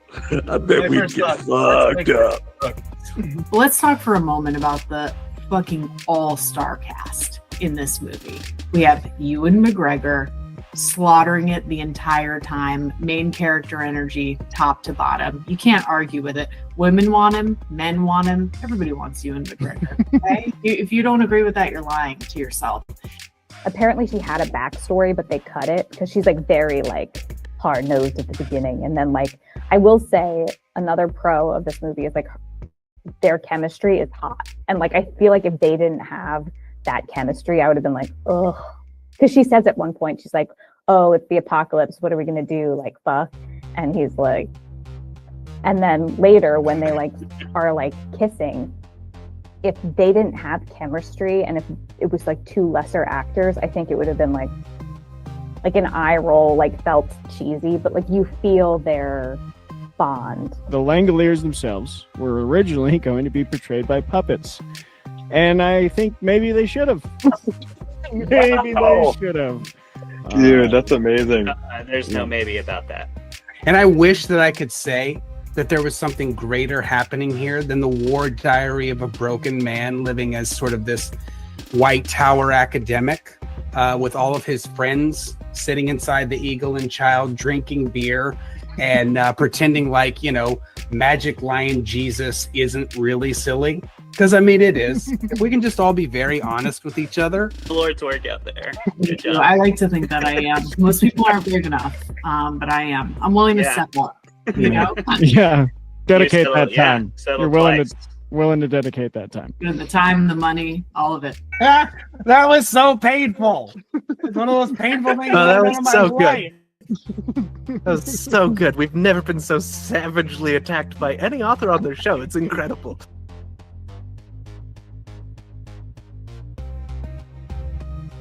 Oh yeah. Flip and like. Maybe comment. Maybe subscribe, you know? See those verbs over there? Those could be your verbs. All you need to do is do them. You could be just gotta actioning those verbs. What are You could what are make not doing that those for? active verbs. That power is in your hands, at your Yeah. fingertips. You could make this show the direct object of those verbs. You absolutely Why wouldn't could. you? If you fucking wanted to do that, if you wanted to bro. get out the red pen and sort of like dictate which is definitely the direct object, you could do that to this show, Bro, and if we you're could not diagramming stop the you. sentence, We couldn't even you stop could you. diagram the sentence, and then this show, Boom. direct object, it'd be right on one of those lines with one of those little lines going halfway through it. And then go Come buy MJ's book, Do Toot that, Sweet, too, because yeah. like we said, she already bought the house. Be sick. Just You want her to fucking do leave it. that house? Is that what you want? Yeah, what's your problem? It's her first house. You're not What going to the let the hell? girl enjoy Right? it? Mama's got a mortgage, all right? Excellent. Mom's Nice got a outfit mortgage. change. Thank you. That's We mean fantastic. we mean business. Doing weird things. You definitely look like you were working in the weeds today. How calloused are your hands, man? I don't show my hands on TV. I don't show. There you go. This is Secret Service Travis Alright, in yeah. action. He only Yeah. shows those on OnlyFans. There you go. He's like a hand model. He's like the George Yeah. Costanza of OnlyFans. It's like the foot page of OnlyFans, but just I will not will on his take that. hands. I will take that secret to my grave. All right, It's listen up, only people. We're in the second hour, and we mean business here, okay? MJ Kuhn is one of the nicest people of all time. I'm not, all right? We have press that have showed up here to ask MJ Kuhn questions, and sometimes those questions are ridiculous, and we're here to vet that, all right? But I want to hear from our reporters. You have questions about her book. I will select your answers by putting you on the main screen. Please do not protest when that happens, okay? But at any time, Yes, you sir. may raise your hands and start to call MJ Kuhn's name wildly and probably too aggressively, and I will select you. So who has the first question, please? MJ. Oh, Hey, MJ. Jeremy Hudson, MJ over here. Raccoon. What is your question? Hi, yeah, Jeremy Hudson, Lower Brantham Gazette. Now, we see many hackers in fiction are ludicrously more powerful than computers would actually be capable of. Was it important to you that Emerson Quinn wasn't Cyborg Jesus when he was at the computer? Great question. Yes, it was. Great It was question. actually. And here's the thing. So I am not like I have a little bit of technical background, but not a ton. And so I did have early stage beta readers from computer science backgrounds. Just like literally not it's not hard sci-fi. It's very wibbly wobbly still, but I was basically just like, hey, read this and tell me if anything is stupid. And if anything is stupid, then I'll fix it. So hopefully I edited out all the stuff that was stupid in those early drafts. And part of that was probably making sure that Emerson was not grossly overpowered. He does have the coolest pet in the entire book. So Very true. He does. He's got that glass cannon the wizard pet in the energy. entire book. He has a kitty, which I I had love to I put love in. I love seeing the character art that you commissioned for all the characters, and I was just like, man, Emerson's way cuter than I imagined in my head. Bro, you better be imagining a cutie patootie. He's cute I mean, it's like- as fuck. Yeah, he's He's a wholesome hottie. boy He's with a his hottie, little yeah. kitty friend. Yeah. All right, Like, this wearing, press like, conference nice is stuff. no longer questions, but we will Miss always allow cute talk about the animals and the pets. Travis, I mean, you are looking very cute tonight, so No comment. Clay Kuhn. from Mullum, you have a question. Miss Kuhn, hello. I'm Jax Hander from the Core Lead. How many children should humans be allowed to have, and why is it none? What a loaded question. Yeah. Well, I mean, if the Appropriate answer, question for the core. if the answer has to be none, then, you can live that dink life and, go on hella vacays. I don't know. Live that dink life. Hell yeah. Stink around, man. Right? Sometimes that's the Whoa! vibe. Keep the vulgarity to a minimum, please. I agree. I agreed to that. Yeah. Let's be fucking professional, all right? MJ, did you sufficiently answer that question, or would you like more time? I think that's we're just advocating for the dink life on this show, I guess. Very well. Any other Just questions? a full grift. We have a question here in the corner. This is Dan Dink from the from the Lucre Guardian. What is your ideal Ascension party? Ooh. That's a really good question and kind of fun. Okay, so for the viewers that haven't yet read it, so like when you ascend, I guess my ideal ascension party, I don't really care because I'm dead. But if I'm attending one, Wait, two-part question. First, answer your ideal, and then first answer how would you like people to be at your. how I would like. at Okay, your Ascension. Listen, you slipped that in, but we're gonna let it. Miss Allow Raccoon, it. Miss Raccoon. Are you tell serious? me the question. Are you serious right now? That's So, bold. yeah, I Unbelievable. think my ideal ascension party would be like some sort of dive bar where we have unlimited chicken wings. And and the playlist is all Noah Khan because I want everyone miserable grieving me. I think that is how that's both my ideal and how I want to be remembered. Chicken wings and sad folk music. Them chicken wings are going to be extra salty. That'd be great. Noah Khan is my favorite artist. In the corner, you have a question. This Dr. is Love. Darius Dingler from the Reddit page of Wasteland Warriors. What were some of the biggest inspirations for the in-world game? Ooh, man. Okay, so I'm just like I like video games. I'm a gamer in general. So Wasteland Warriors is it's kind of like a civilization building game, but also there's combat involved. So it's kind of like my ideal game, I guess, where it's like you can build a little society, but also you can go fight people. So it's like Stardew Valley and I don't know, Red Dead Redemption had a baby. That is a great answer. I'm getting a question in from the security staff wants to know, what is your favorite game and what game do you have the highest score on? Ooh. Okay, favorite game. I have to say Mass Effect, because I'm like just on the record saying Mass Effect is my favorite game franchise of all time. You can't take it back. I can't. I'm on the record too many times. I've literally been called in to guest on video game podcasts about Mass Effect. Boom. But I would say probably the game recently with the most hours in, which I don't know if it's the highest score, but Baldur's Gate 3. I have Hell yeah. an obscene number of BG3 hours. Girls, same. It's a great game. So we're just saying anything. We're just saying anything at this point. Security. We're saying literally Listen. anything right now. Listen, the girl Sam was Security's approved. loose, man. The girl Sam was approved. Miss He got Kuhn. prior approval. Prior approval. All right, question. Ms. Kuhn, there's been a lot of concern from the core around the language used to refer to the board in your book. I believe the term used was 9 greedy motherfuckers.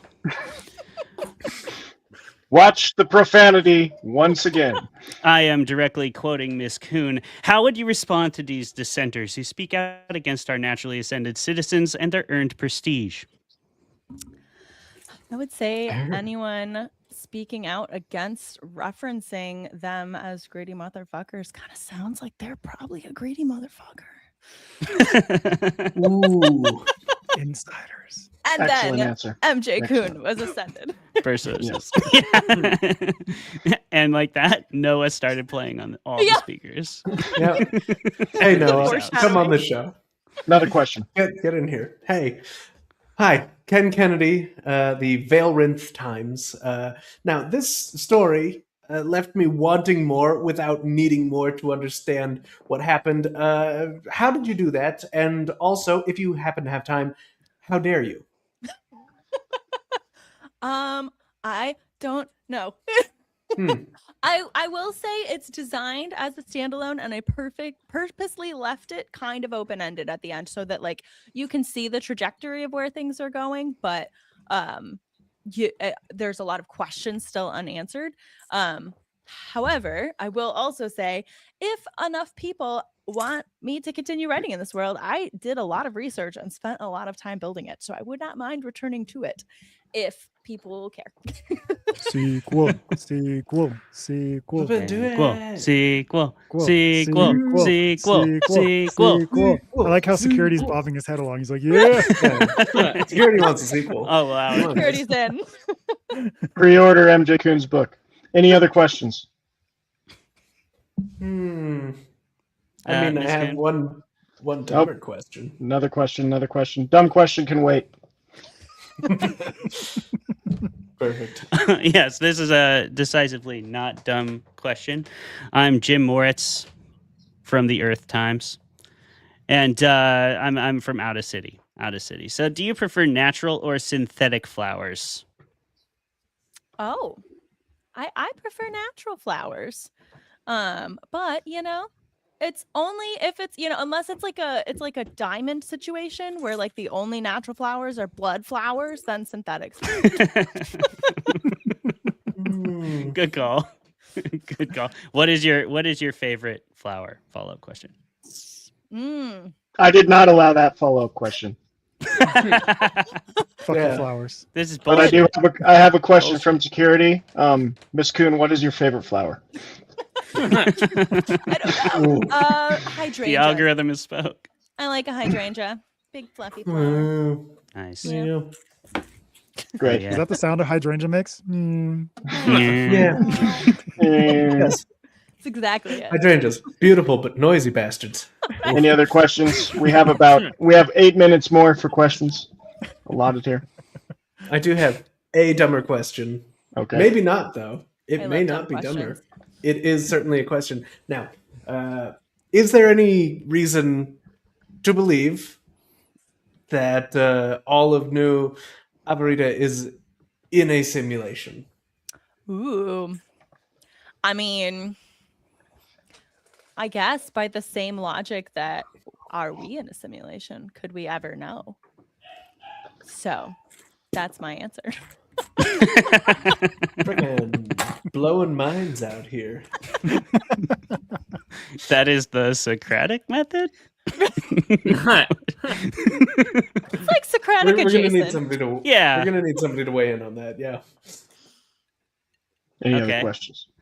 Yeah, I got one more question. Okay. Miss Kuhn. I assume I'm. Yeah. Do you ever worry about public backlash regarding your restriction of pet permits for the common people? I mean, you like natural flowers, so I assume you didn't get one. Do you ever feel a little jealous of the people who do, or do you ever worry about that backlash? Not enough pet permits out there. Yeah.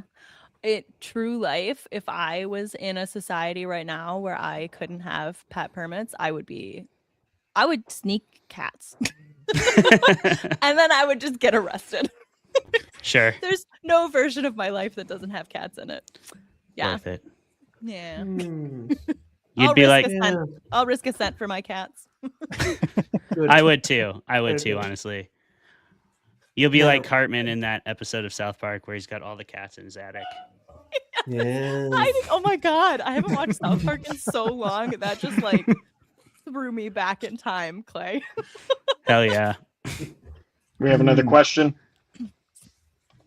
This is Lance Lancer from the Brand. I would ask that the outside reporters. Lance I would does ask really the good work. outside reporters do not try and control the camera angles, please. Go ahead. All right, this is Lance Lancer from the Barantham Herald. If you could live outside of New Avarita, where would you farmstead? And where would you pick weeds to help your family? If I could farmstead, I mean, well, if I'm towing the party line, everything outside of New Avrita is wasteland, just like in the You've already been ascended. You can say whatever propaganda video game Wasteland Warriors. Yeah, I think if I were to create a homestead in the economic and or like geopolitical and world climate situation in which I've developed, I think I would still end up in Michigan because honestly, in all the projections, Michigan looking like it's gonna be pretty okay. Yeah. How many chickens would you have? Ooh, okay. So my sister legitimately in real life has 6 chickens, and that seems like a good number. And I would also have 2 goats. Thank you. Nice. All right. Yeah. Cool. Actually, Miss Kuhn. the goats are perfect. Sorry, comment. You don't have to weed if you have goats. That's seriously, Yeah. you don't have to weed, and then you can get milk, and you can use the milk to make all kinds of stuff. And It's so cheese and good. butter and all Yeah, that fun stuff. all of it, Yeah. and they're cute. We have another question from security. What would the goats' names be? Ooh. Okay, well now I don't have an answer for that, security. I would need to really think on that because they deserve the perfect. Pretty big name. question, They honestly. deserve perfect Huge. names. Security would like you to know that they're not disappointed at all, and no one is crying. That sounds like a lie, but okay. Are there any other questions? I do feel like Emerson would be a ball and goat name. Yeah. Dude, you're not wrong. Emerson. And then he has would be a best friend who's a cat. So Boom. good. Yeah. So Also, good. is security okay? Security, are you okay? Security is fine. Oh my gosh. Hey. Yeah, Rob Robinson of the Lower Barantham Mech Arm Trader. Now, and this is actually a dumb question. There is a character in this book whose name is named after my dog. Now, I do have to wonder, is this character's name pronounced correctly? And is this Ooh. and am I to assume this is not on purpose? Now, my dog's name is Isla, and yeah, I like it. That's You know just, what? you know, we can what we need to know. I guess don't listen to the audiobook and we can say that's how it's pronounced. I don't even have access to the audiobook. Definitely. Okay, perfect. As I definitely gave my narrator a different pronunciation note, but we don't have Sure. to say that. Well, that's how you I avoid love that you're copyright letting right me there. believe that. I like Yeah. it. You know, we all get to choose our own adventures in this life journey. Boom. Yeah. Also, Killswitch Protocol out on July 7th, an audiobook produced by Pilgrim. Yeah, flipping Yeah. get it, dude. Yeah. What you Pre-order. doing? Pre-order it. Pre-order that shit. Any other questions? I do want to make sure we don't fly right past the fact that just Adrian almost said the word Harmstead. And now I can't stop thinking about what that means. I mean, And it's like a basically farmstead the for premise serial of Weekend killers. War. Or, It's like Wasteland a- Warriors. It's like a homestead, but more metal. But you Yeah, kill everyone. I like Yeah. it. Just metal. It's like I it's want like to it's like write like a The horror Purge. comedy called It's like Harmstead now. Yes, it's like The that's what I was Purge, thinking. but on a It farm. sounds- It's Yes. like starring So sick. Simon Pegg and Nick Frost called Yeah, there Harmstead. you That'd go. be great. Yeah, Harmstead. Yes, They do it. Harmstead. And the chickens are actually killer chickens. See, That's Yes. just how it goes. it's Yeah. like in Legend of Zelda, where if you Mhm. hit one of them, Dude, come on, No, don't ever hit a chicken. In Don't hit a chicken. You It's don't not worth mean it. to, but I mean, don't hit a No. chicken in general, but definitely not. Yeah, don't do it in real life. do Well, mean to hit those chickens. Mhm. Hallway security guard Yeah. Jeff was born on a farmstead. Is he our official Oh my God. Harmstead commentator? Is that like where all the trauma comes from? I grew up on a farmstead. Still has 1.5 arms. Yeah, He's exactly. doing fine. He never shows his hands because he doesn't have them. He does miss the goats. He does. Any other questions? All right, I think that's all the time we have. We have to whisk you off of here, MJ.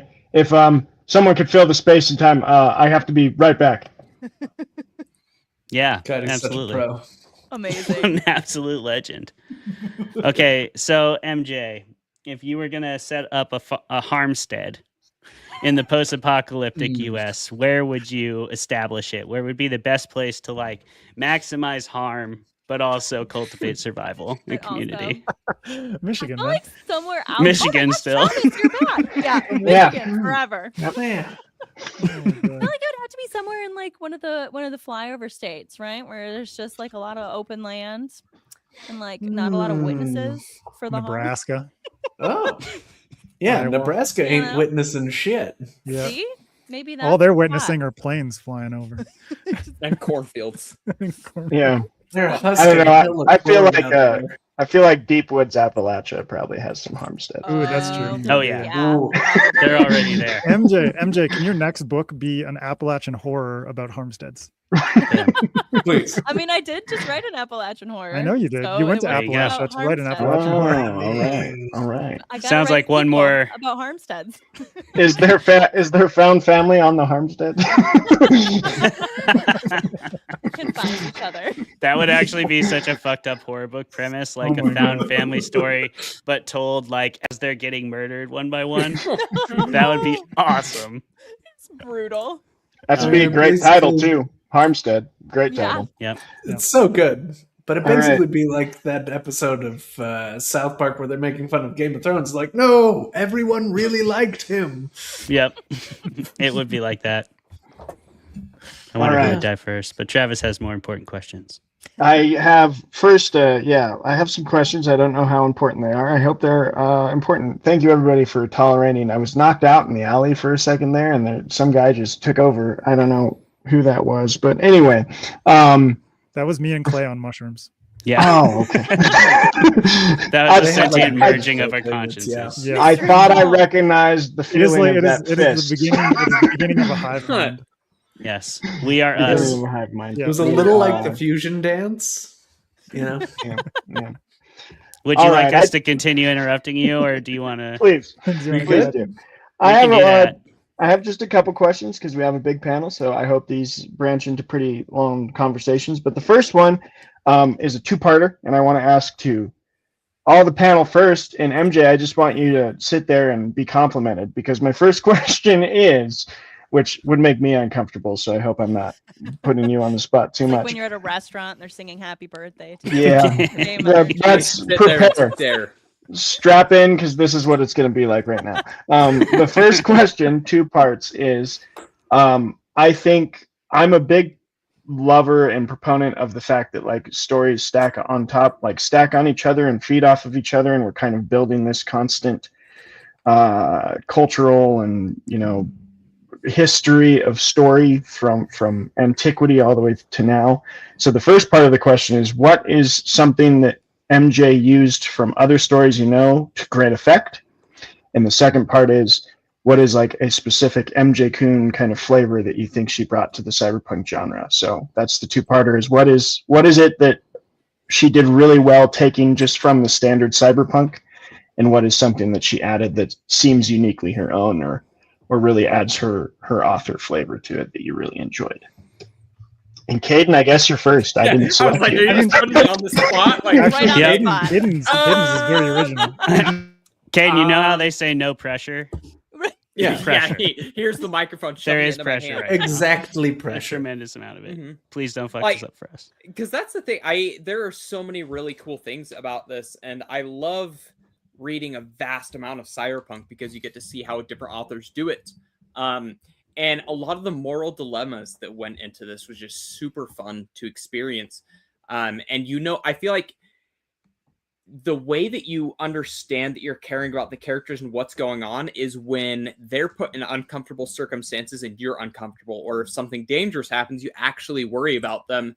And I just loved seeing that, in the main story, but then also in Wasteland Warriors when she was connecting to other characters through that. It was just really cool to see all these webs coming together. So they were somehow, they were a little bit familiar, but they were your own way. Like you were talking about how you created your ideal game, and it was cool to see that really come into play. This isn't just a pastime for characters, but this becomes a really significant point of the plot. Thanks. Fantastic. Who wants to go next? I can go. Adrian, all right. All right. I'm big now. No, seriously, one of the things that I appreciated most about this book was like there's something that dystopian fiction does really well, which is showing characters through the lens of like friends and family. But cyberpunk historically hasn't been that. It's mostly been like, here's like the lone wolf, here's the detective, here's the super fucking cool hacker or whatever kind of thing.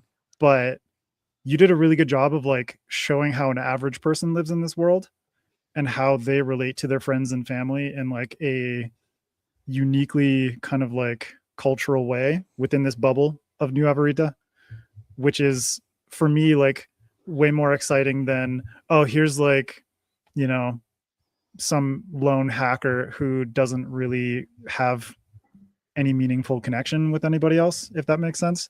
So I really appreciated the way that you showed like a breadth of experiences within this world that made it feel more real, because it's like, of course, like there are some people who want to have kids. There's some people who's just like, all they want is a cat or a dog or something like that. And then there are people in relation to their coworkers and in relation to their friends and their family and that kind of thing. So for me, it felt way more real and believable, this world, even though it's cyberpunk and very dystopian and I would never want to live in it. I appreciate like the depth of character and the depth of the relationships, which is something that cyberpunk often kind of misses out on. And it's like, even if there's a found family element, it's like, oh, here are, I don't know, I'm just thinking of like sort of typical, like Neuromancer or something like that. It's just like, here is hacker, here is hot chick with samurai sword or like katana or something like that, you know what I mean? But there's not really like a ton of depth there other than like, okay, we have like a sort of unified goal, but there's not like actually any real relationship there, right? No. Jeremy, you seem like you gave thoughts. cyberpunk more humanity, MJ. I mean, I do always have thoughts. I mean, my first initial thought is like, hey, there's, even when it's not said, there's always some relationship between a hacker and a hot chick with a katana, there's something there. It's what, magic. Jeremy? Just like, hey, I want you to hack me. Like, yeah, man. It's in the word hack, It is there. Right It there. is there.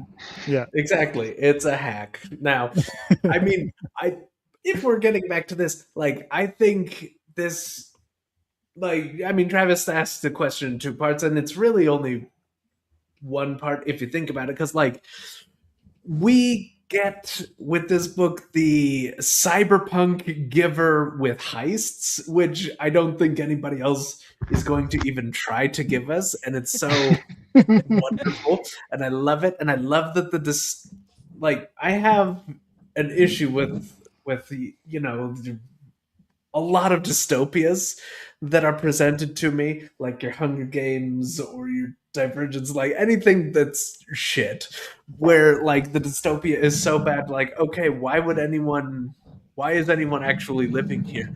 But with New Avarita, like, it's pretty clear that, like, sure, there are a lot of things that are like really bad, but only ever like one of them happens to most of the people. And like, it makes sense that people would actually kind of live with it and put up with it and stuff, to the point where only a few people would ever get disillusioned enough to the point where they want to take the whole system down and try to like collapse the infrastructure of the government they've grown up under. And it's I loved it. Clay? No, I totally agree with that, Jeremy, and just kind of piggybacking off that idea. I think you do a really good job of humanizing sort of both sides of the story. And humanizing doesn't always mean like making heroic, right? It can also, sometimes it just means making them more human. And I think you do a good job of doing that. Like, I'm not going to spoil what it is, but I love Reyna's final decision. You know, like that was a really cool twist that I didn't necessarily expect.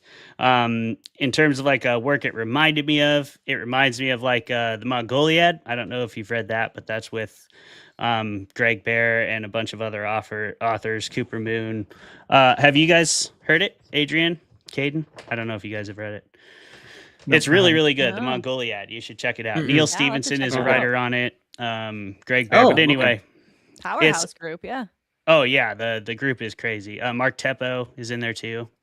But he does a really good job in that book of showing his POV switch sides, and so you get kind of the full story on each side of the party line. And I think you did a really good job of doing that, but from like 3 different angles, 3 different levels of society.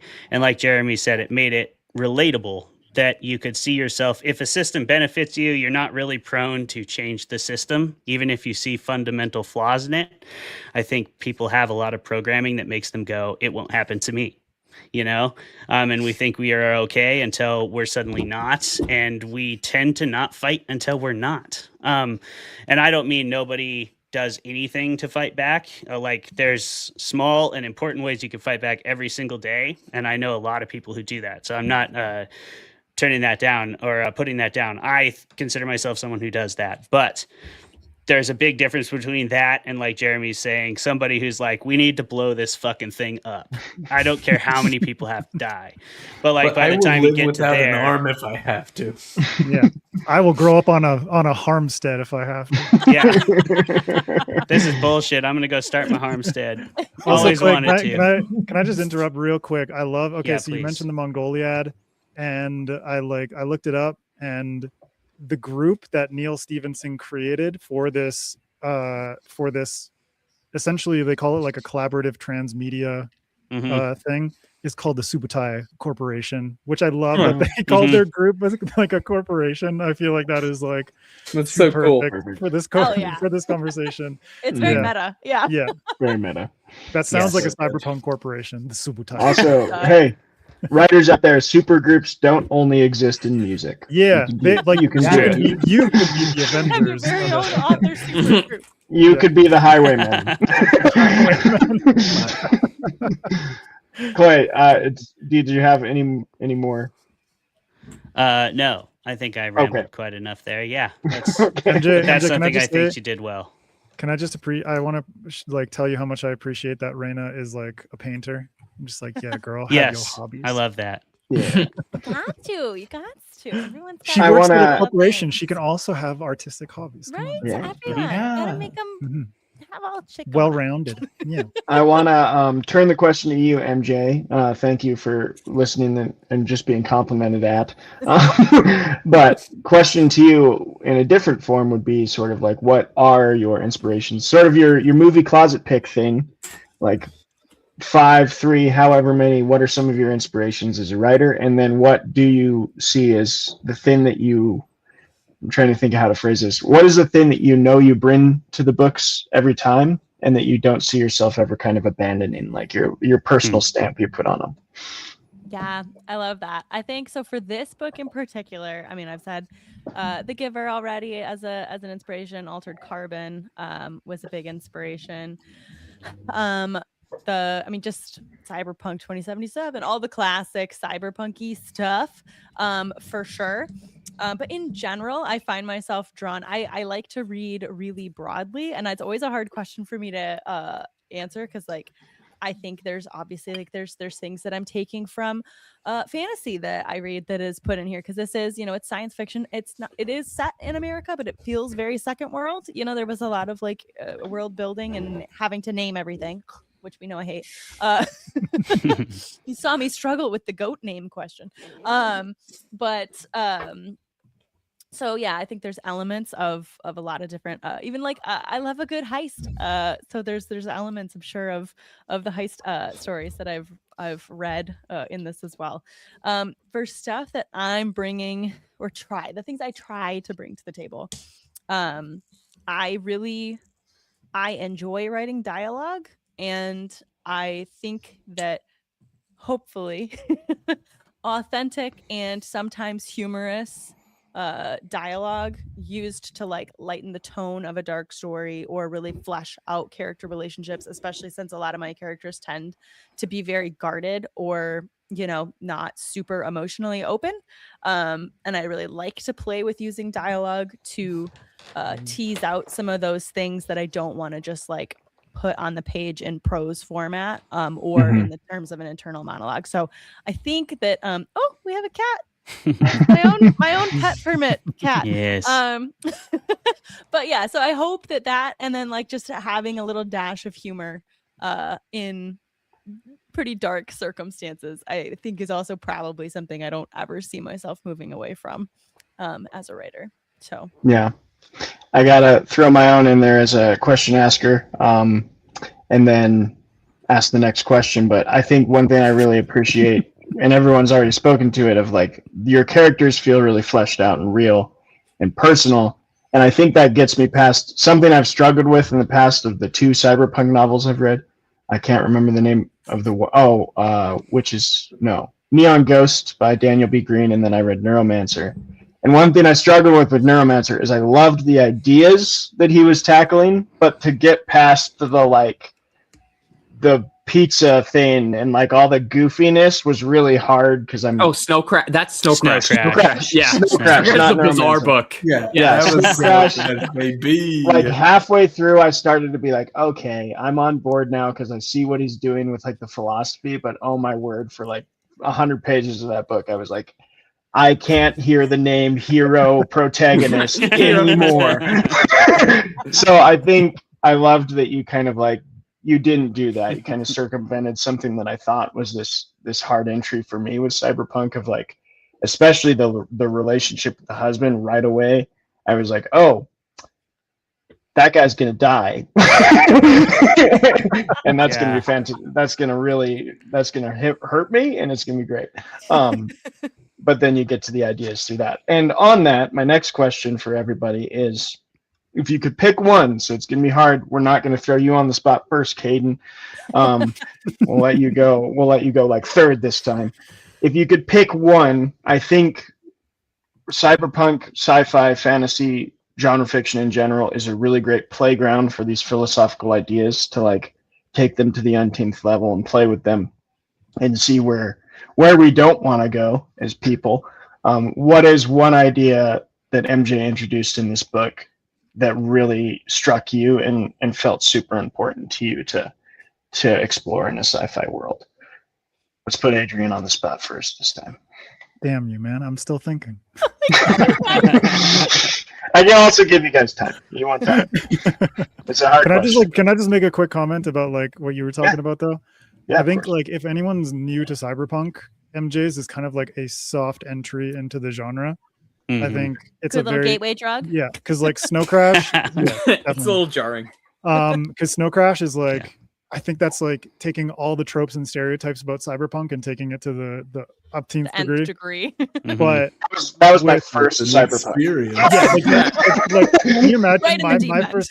Yeah, my first cyberpunk was like Ghost in the Shell, which was an anime, and I felt like introducing myself to that visually was much better.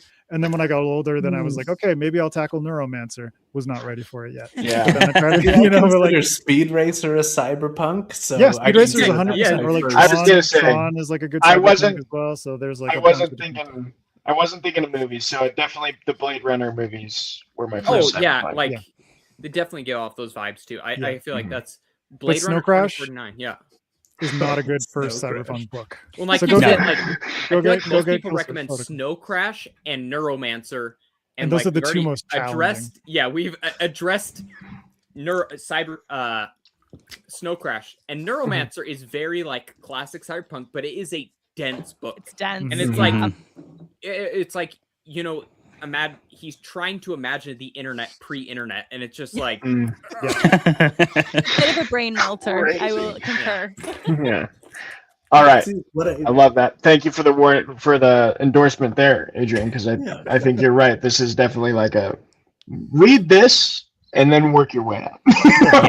Work your way And then explore further. This is It's like not even up. It's not even up because MJ writes this is really, this really is like well. training wheels on your mech legs. You know what I mean? Totally, right? Well, I've said that for Among Thieves and Thick as Thieves too. That it's I've heard from people that it was like their first fantasy book that they read, and I'm like, Mhm. good. Like I love it. If I can write Gateway to bring more Sick. people into the nerd fold, hell yeah, let's do it. Exactly. You're creating a We're lot nerds of everyone. rogues in D&D. Creating You a are. lot of rogue builds. Oh, yeah. 100%. Easily. 100%. So, Adrian, have you had time? No, I What? was like, I was Because you were about that stuff, talking. and I didn't. You were talking. It's all right. I'm I going had to to put get Go on if you I had want. to get put that you on the out. spot You can go anyway. again. Oh, I'm fine. Caden's ready. Yeah, Caden's ready. Caden. Okay. Hell yeah. Caden, what is the philosophical idea that you really thought you hooked to in this book? I do like the idea of like if we were to go back to Wasteland Warriors, using that as kind of an online networking thing, because you look at how much video games are a huge part of society is today, and to like take it that much further and have it be, you know, kind of a background underground network where people can do it and like work with each other. Because you look at like fantasy books, you know, be like, oh, we have like secret codes or like hidden ways that we pass letters and stuff like that. But it's like, if you want to kind of get out of the eyes of the public and not just doing like, you know, normal calls, texts, whatever, having a video game world to kind of route someone's mind somewhere is pretty effective. I mean, it's almost like the dark web of this like particular world, which is really cool. Like, see, one the thing fact that people can communicate with each other in almost like sort of like a rebellious kind of way through a video game is pretty awesome. Yeah. Jeremy? With the Wasteland Warriors thing, like, I love that Wasteland Warriors was both like this meeting space where people could secretly plan the revolution while also being like this vehicle for propaganda from the state, just posing all of the outside world as just this lawless radioactive wasteland. And it all just kind of feeds into the overarching thing of like, yeah, New Alpharetta is a perfectly okay place to actually live. And it helps people sort of grapple with the question of like, okay, what do you do when something integral to the society does need to go down? Like it needs to fall, but you don't want to bring down the whole thing because that would just be bad but different. It's so good. Yeah. Clay or Adrian? Who's first? I mean, I'm thinking of like, for me, it's kind of the corporate side of things is so relevant to what's going on today, but also the way that you kind of like tie it into like the pharmaceutical industry in like a different sort of like corporate lens.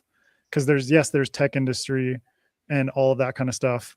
But like, I mean, I don't live in the States, but it like I feel from a like continent away the pressure that like the American medical industry and pharmaceutical industry puts on everyday people. And so it's like when you put it into this like literal bubble of a city and you're talking about pharmaceuticals and corporations and the ways in which they can control people, I'm like, oh my God, like it just like stressed me the fuck out. But also I think it's really important for people to think about those kinds of things, because it's like, yeah, this is the health of your individual body, but also like the people that you love and the people that you care about. And the fact that you go to a doctor and go to this professional, and maybe they're treating your symptoms as opposed to treating like the root cause kind of thing. Yeah. How does that play into the pharmaceutical industry? How does that play into capitalist practices? These are the kinds of things that it's like really interest me, but still stress me out. Doesn't take away from the fact that they interest me, but I love that you were able to kind of talk about those things through the lens of cyberpunk, which is like exactly what this genre does so well, and also like, euthanasia and like conversations around that around the world in different countries and how they handle those kinds of legal gray areas, right? And essentially like this whole book is kind of about forced euthanasia. Yeah. But those kinds of conversations like need to happen, and I love that fiction and a genre like cyberpunk does such a good job of like plopping those ideas into your head and hopefully like getting you to think about them a little bit more and how it affects your everyday life. So it's like, yeah, there's a lot of shit about tech industry right now, but I also think it's really important to talk about the healthcare industry and pharmaceutical industries and those kinds of things. Clay? Bro, you muted. You're muted. You muted right now. He wants to maintain an air of mystery. Okay. He does. No, he's like Experience secretly like security Travis's. Yeah. Everything I just said is behind the paywall. Yeah, Please. I was security. Travis was censoring. Yeah. Anyway.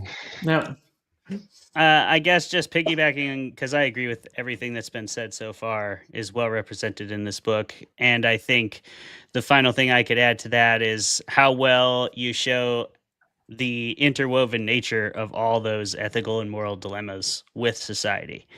And once you reach a certain level of progress, as the board would call it, you can't really do that without a certain, like, if you're going to have that much control over a population, there's a certain level where you reach a threshold that there's too much centralized control to really give too much ground on a major thing like technology or healthcare. And that makes it so stagnant in terms of like making things better, and then everything veers in a profit-making kind of direction.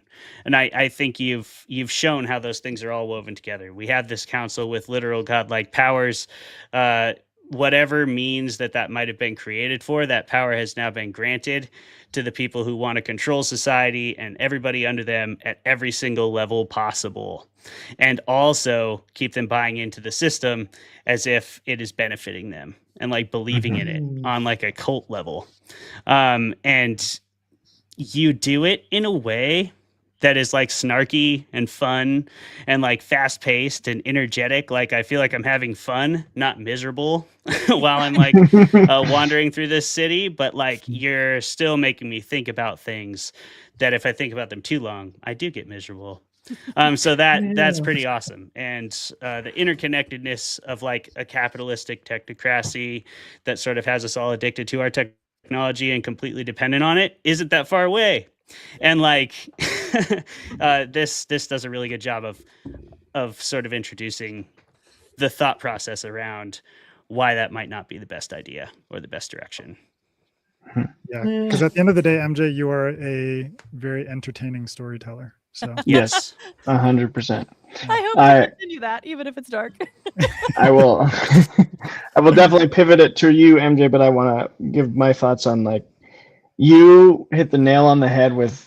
I'm just gonna play my hand fully here, and I hope there's no utilitarians out there that are like, I'm unsubscribing. I find utilitarianism like the most abhorrent philosophy ever put to pages. It's maybe not ever, but that's pretty close to my opinion. The idea of like we're all just statistics and you're only worth as much as you can like input into society. I love that you put that in this like elevated fiction form, because I remember first reading that type of stuff in my like philosophy minor and being like, how did anybody ever read this and be like, that's how I want to live my life? Sign me up. Communism for the win. I remember the trolley problem being like, well, what if it's your grandma? Well, she doesn't contribute. I'm like, that's still your fucking grandma. Like, shut up. It doesn't matter.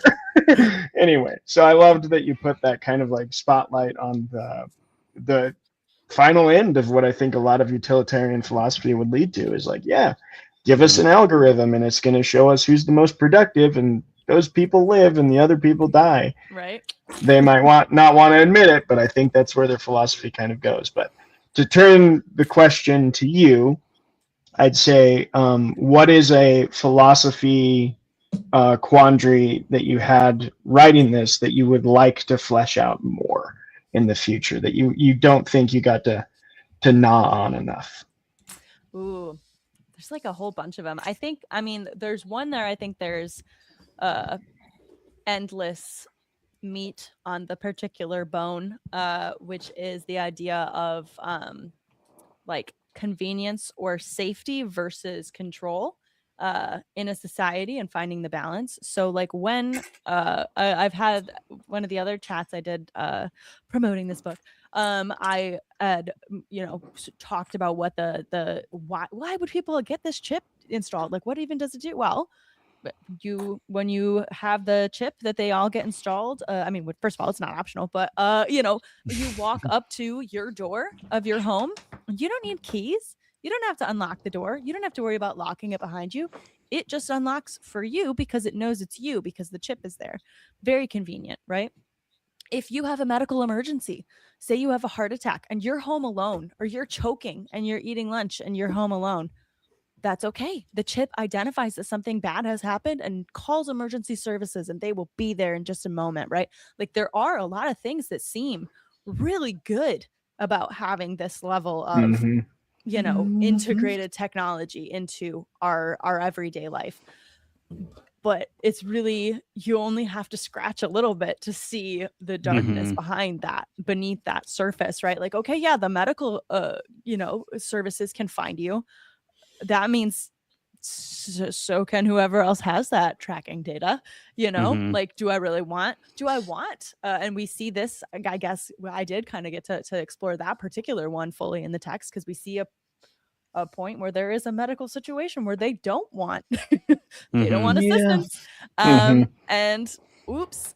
So, but yeah, I think there's endless meat on that particular bone of trying to find, okay, where is the balance of control and safety and convenience, and just trying to fit all of this in a large society where we're trying to balance having hundreds of thousands of people existing in the same space, whether that's physical or digital or both. So yeah, I mean, even in the United States, which has like over 330 million people, that exact dilemma is going on right now.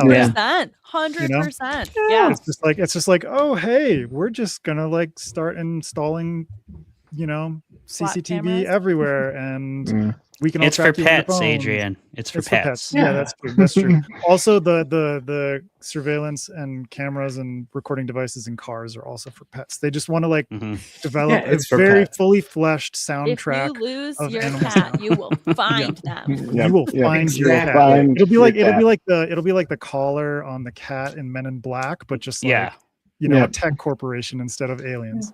Listen, the convenience problem is a really good question, because as a man who switched to a flip phone and frequently flies, I have almost gone back several times. I have almost gone back several flights because I'm just like, you hate me. I've honestly thought about that a number of times though, like, because even what was I doing recently where it was a task that had nothing to do with having a phone, and they were like, oh, and just I was picking something up at a store. I had a mobile order, like I'd ordered it online at home, and I went to pick it up, and they're like, oh, okay, now you just have to confirm in your app before they would give me the stuff. And I was like, what if I had a flip phone and I had ordered on my computer at home, right, and gone to pick it up? Like, what, I assume there's probably a workaround, but like how assumed it is that you will just have this technology. It's like, girl, I have a Motorola Razr. What do you want from me? Like, what am I like even back in like 2009, 2010, I was working in restaurants, and it was even starting then, because I didn't have a smartphone back in that day. Like, I didn't have money for that. But they kept telling me like, oh, we'll go just pick up your shift on go on hot schedules. Was one of us. Oh my God, hot Nope. schedules. Yeah. No. I was gonna say, oh my fellow No, Okay. the trauma. yeah, the just trauma, go on hot MJ. schedules and just pick up that shift for me real quick, and I'd be like, Sure. how? can't- You I know, can't hold up do my that. little LG. I don't know flip what that phone. is or what you're doing right now. I tell you, okay.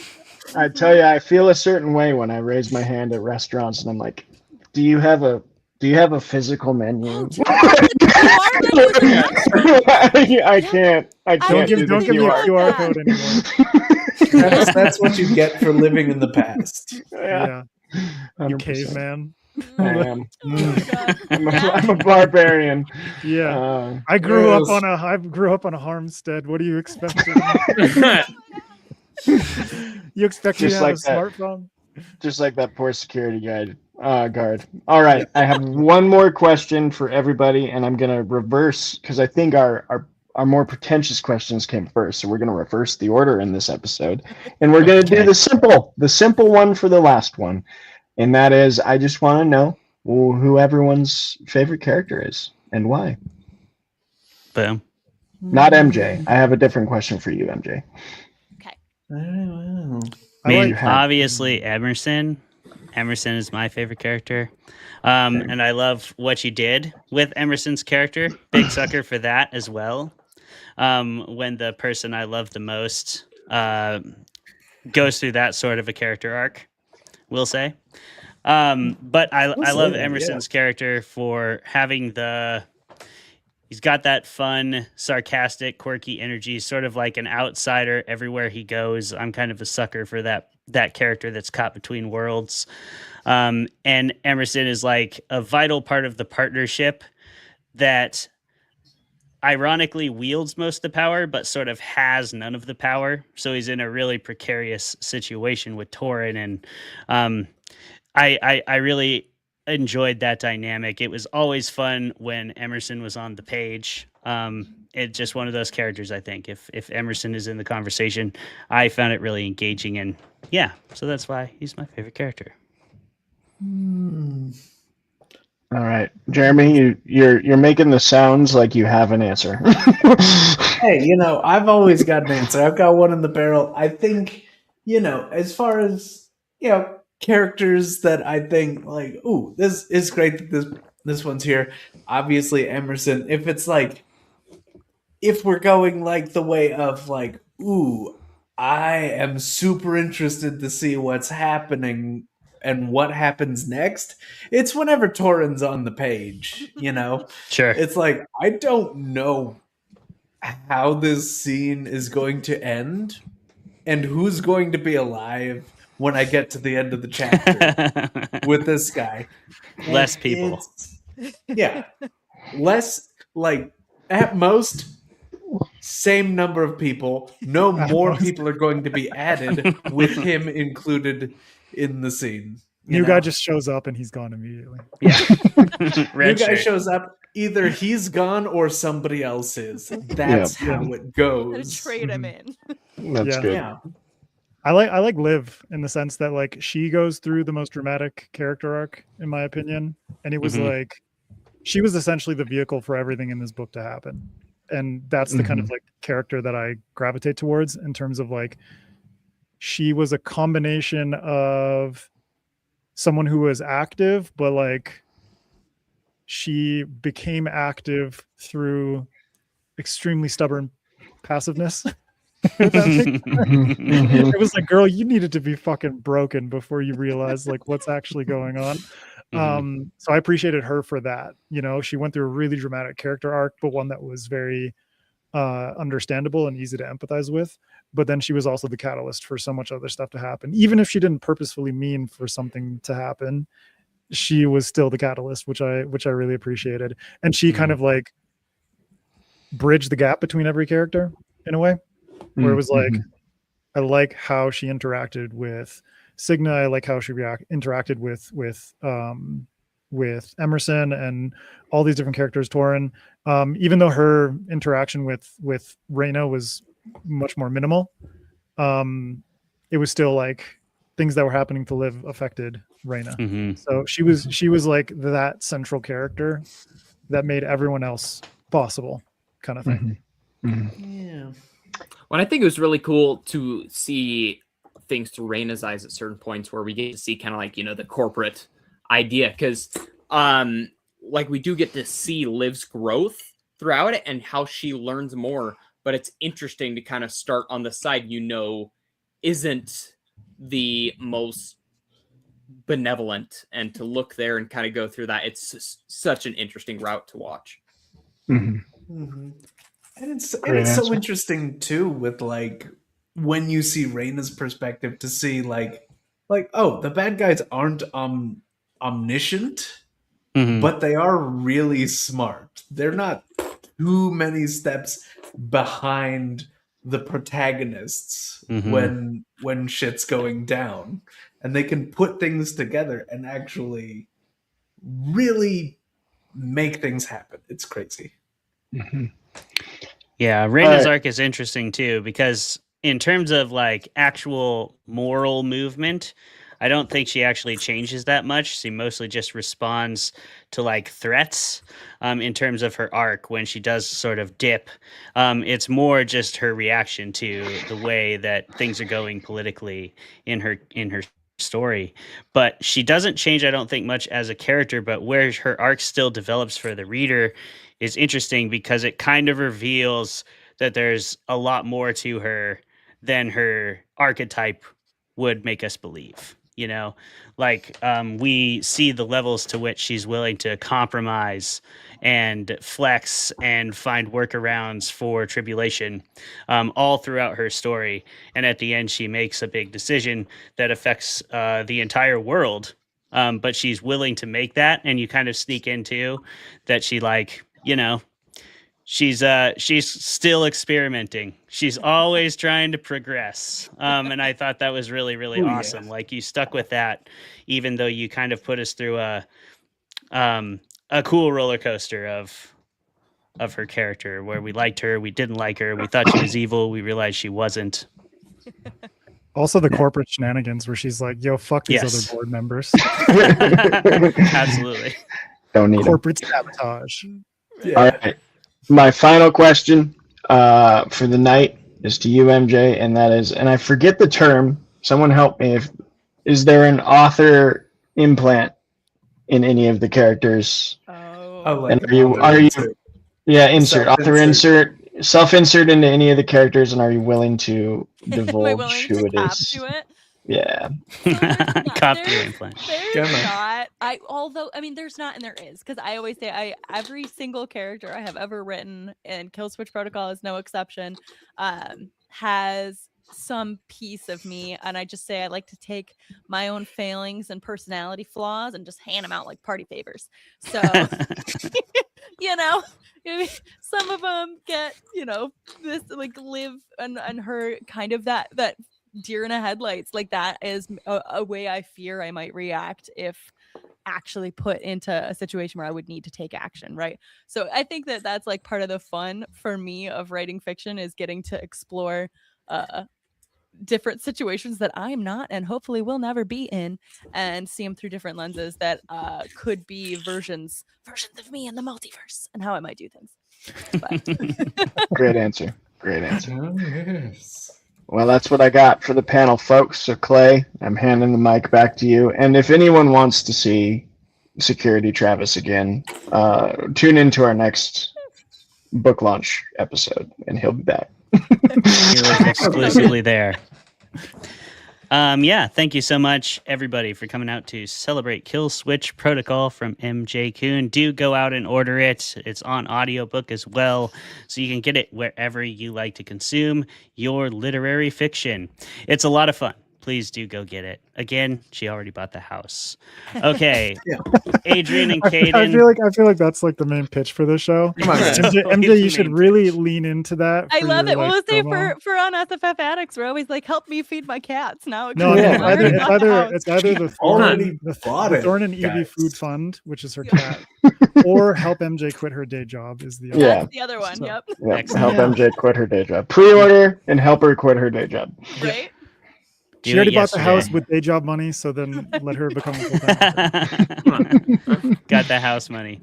Kaden and Adrian, thank you so much for joining us on Fermented Fiction. It's a delight to have you guys. Before we let y'all go, Kaden, and Adrian in that order, I guess. Can you go ahead and tell us one more time who you are, where we can find you, and what you got coming out? Yes, I am Kaden Love, the author of Toothsucker, a cyberpunk novel about tooth-eating vampires. And book 3 is coming out later this year. And you can find me where I talk about this and other books, mostly on Instagram at Kaden Love Author _. If you don't type in the underscore, it's fine. Just look up Kaden Love Author and you'll find it. Yes. The underscore is silent. Wonderful. Yeah, the underscore is implied. Yeah, it's just a silent underscore. It's fine. Excellent. Okay. Thank you, Kaden. Adrian? Yeah, you can find me all across social media at Adrian M. Gibson. My website is adrianmgibson.com. You can go over there and, shoot me an email, check out my design portfolio, check out my books. All that stuff is there. Sign up for my newsletter. You can also find me every Tuesday talking with authors with MJ and our other host, Greta Kelly, on SFF Addicts Podcast. And you can find that basically anywhere fine podcasts are found. Here on YouTube as well, on the FanFatic YouTube channel. You can catch the episodes in full video. And then you can go get my books. If you want a fungal punk noir murder mystery set in a secondary world with mushroom people, then go check out Mushroom Blues. And then my new book, which just came out, A Murder Most Fungal, set in the same universe, but it is a crime thriller from the perspective of a fungal chef who's been blackmailed into murder by gangsters. So that's me. Nice. Hell yeah. Well, thank you so much for coming, Adrian. Thank you, Kaden. Thank you, MJ, for choosing us to party about your book with you. Everybody, thank you for coming congrats, to Fermented MJ. Fiction. Congrats. Yeah. Thank Congrats, you guys. MJ. Thank you so much. Thanks, everybody. And everyone, look for Caden's cover reveal tomorrow. Yes. For book 3. On the gram.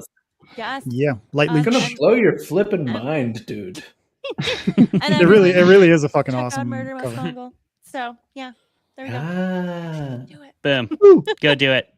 Okay, like, Do comment, it. subscribe, and all that other shit. Thank you for coming, Adrian, Kaden, Travis, Jeremy, and most importantly, MJ. See you guys next time. Goodbye. Laters.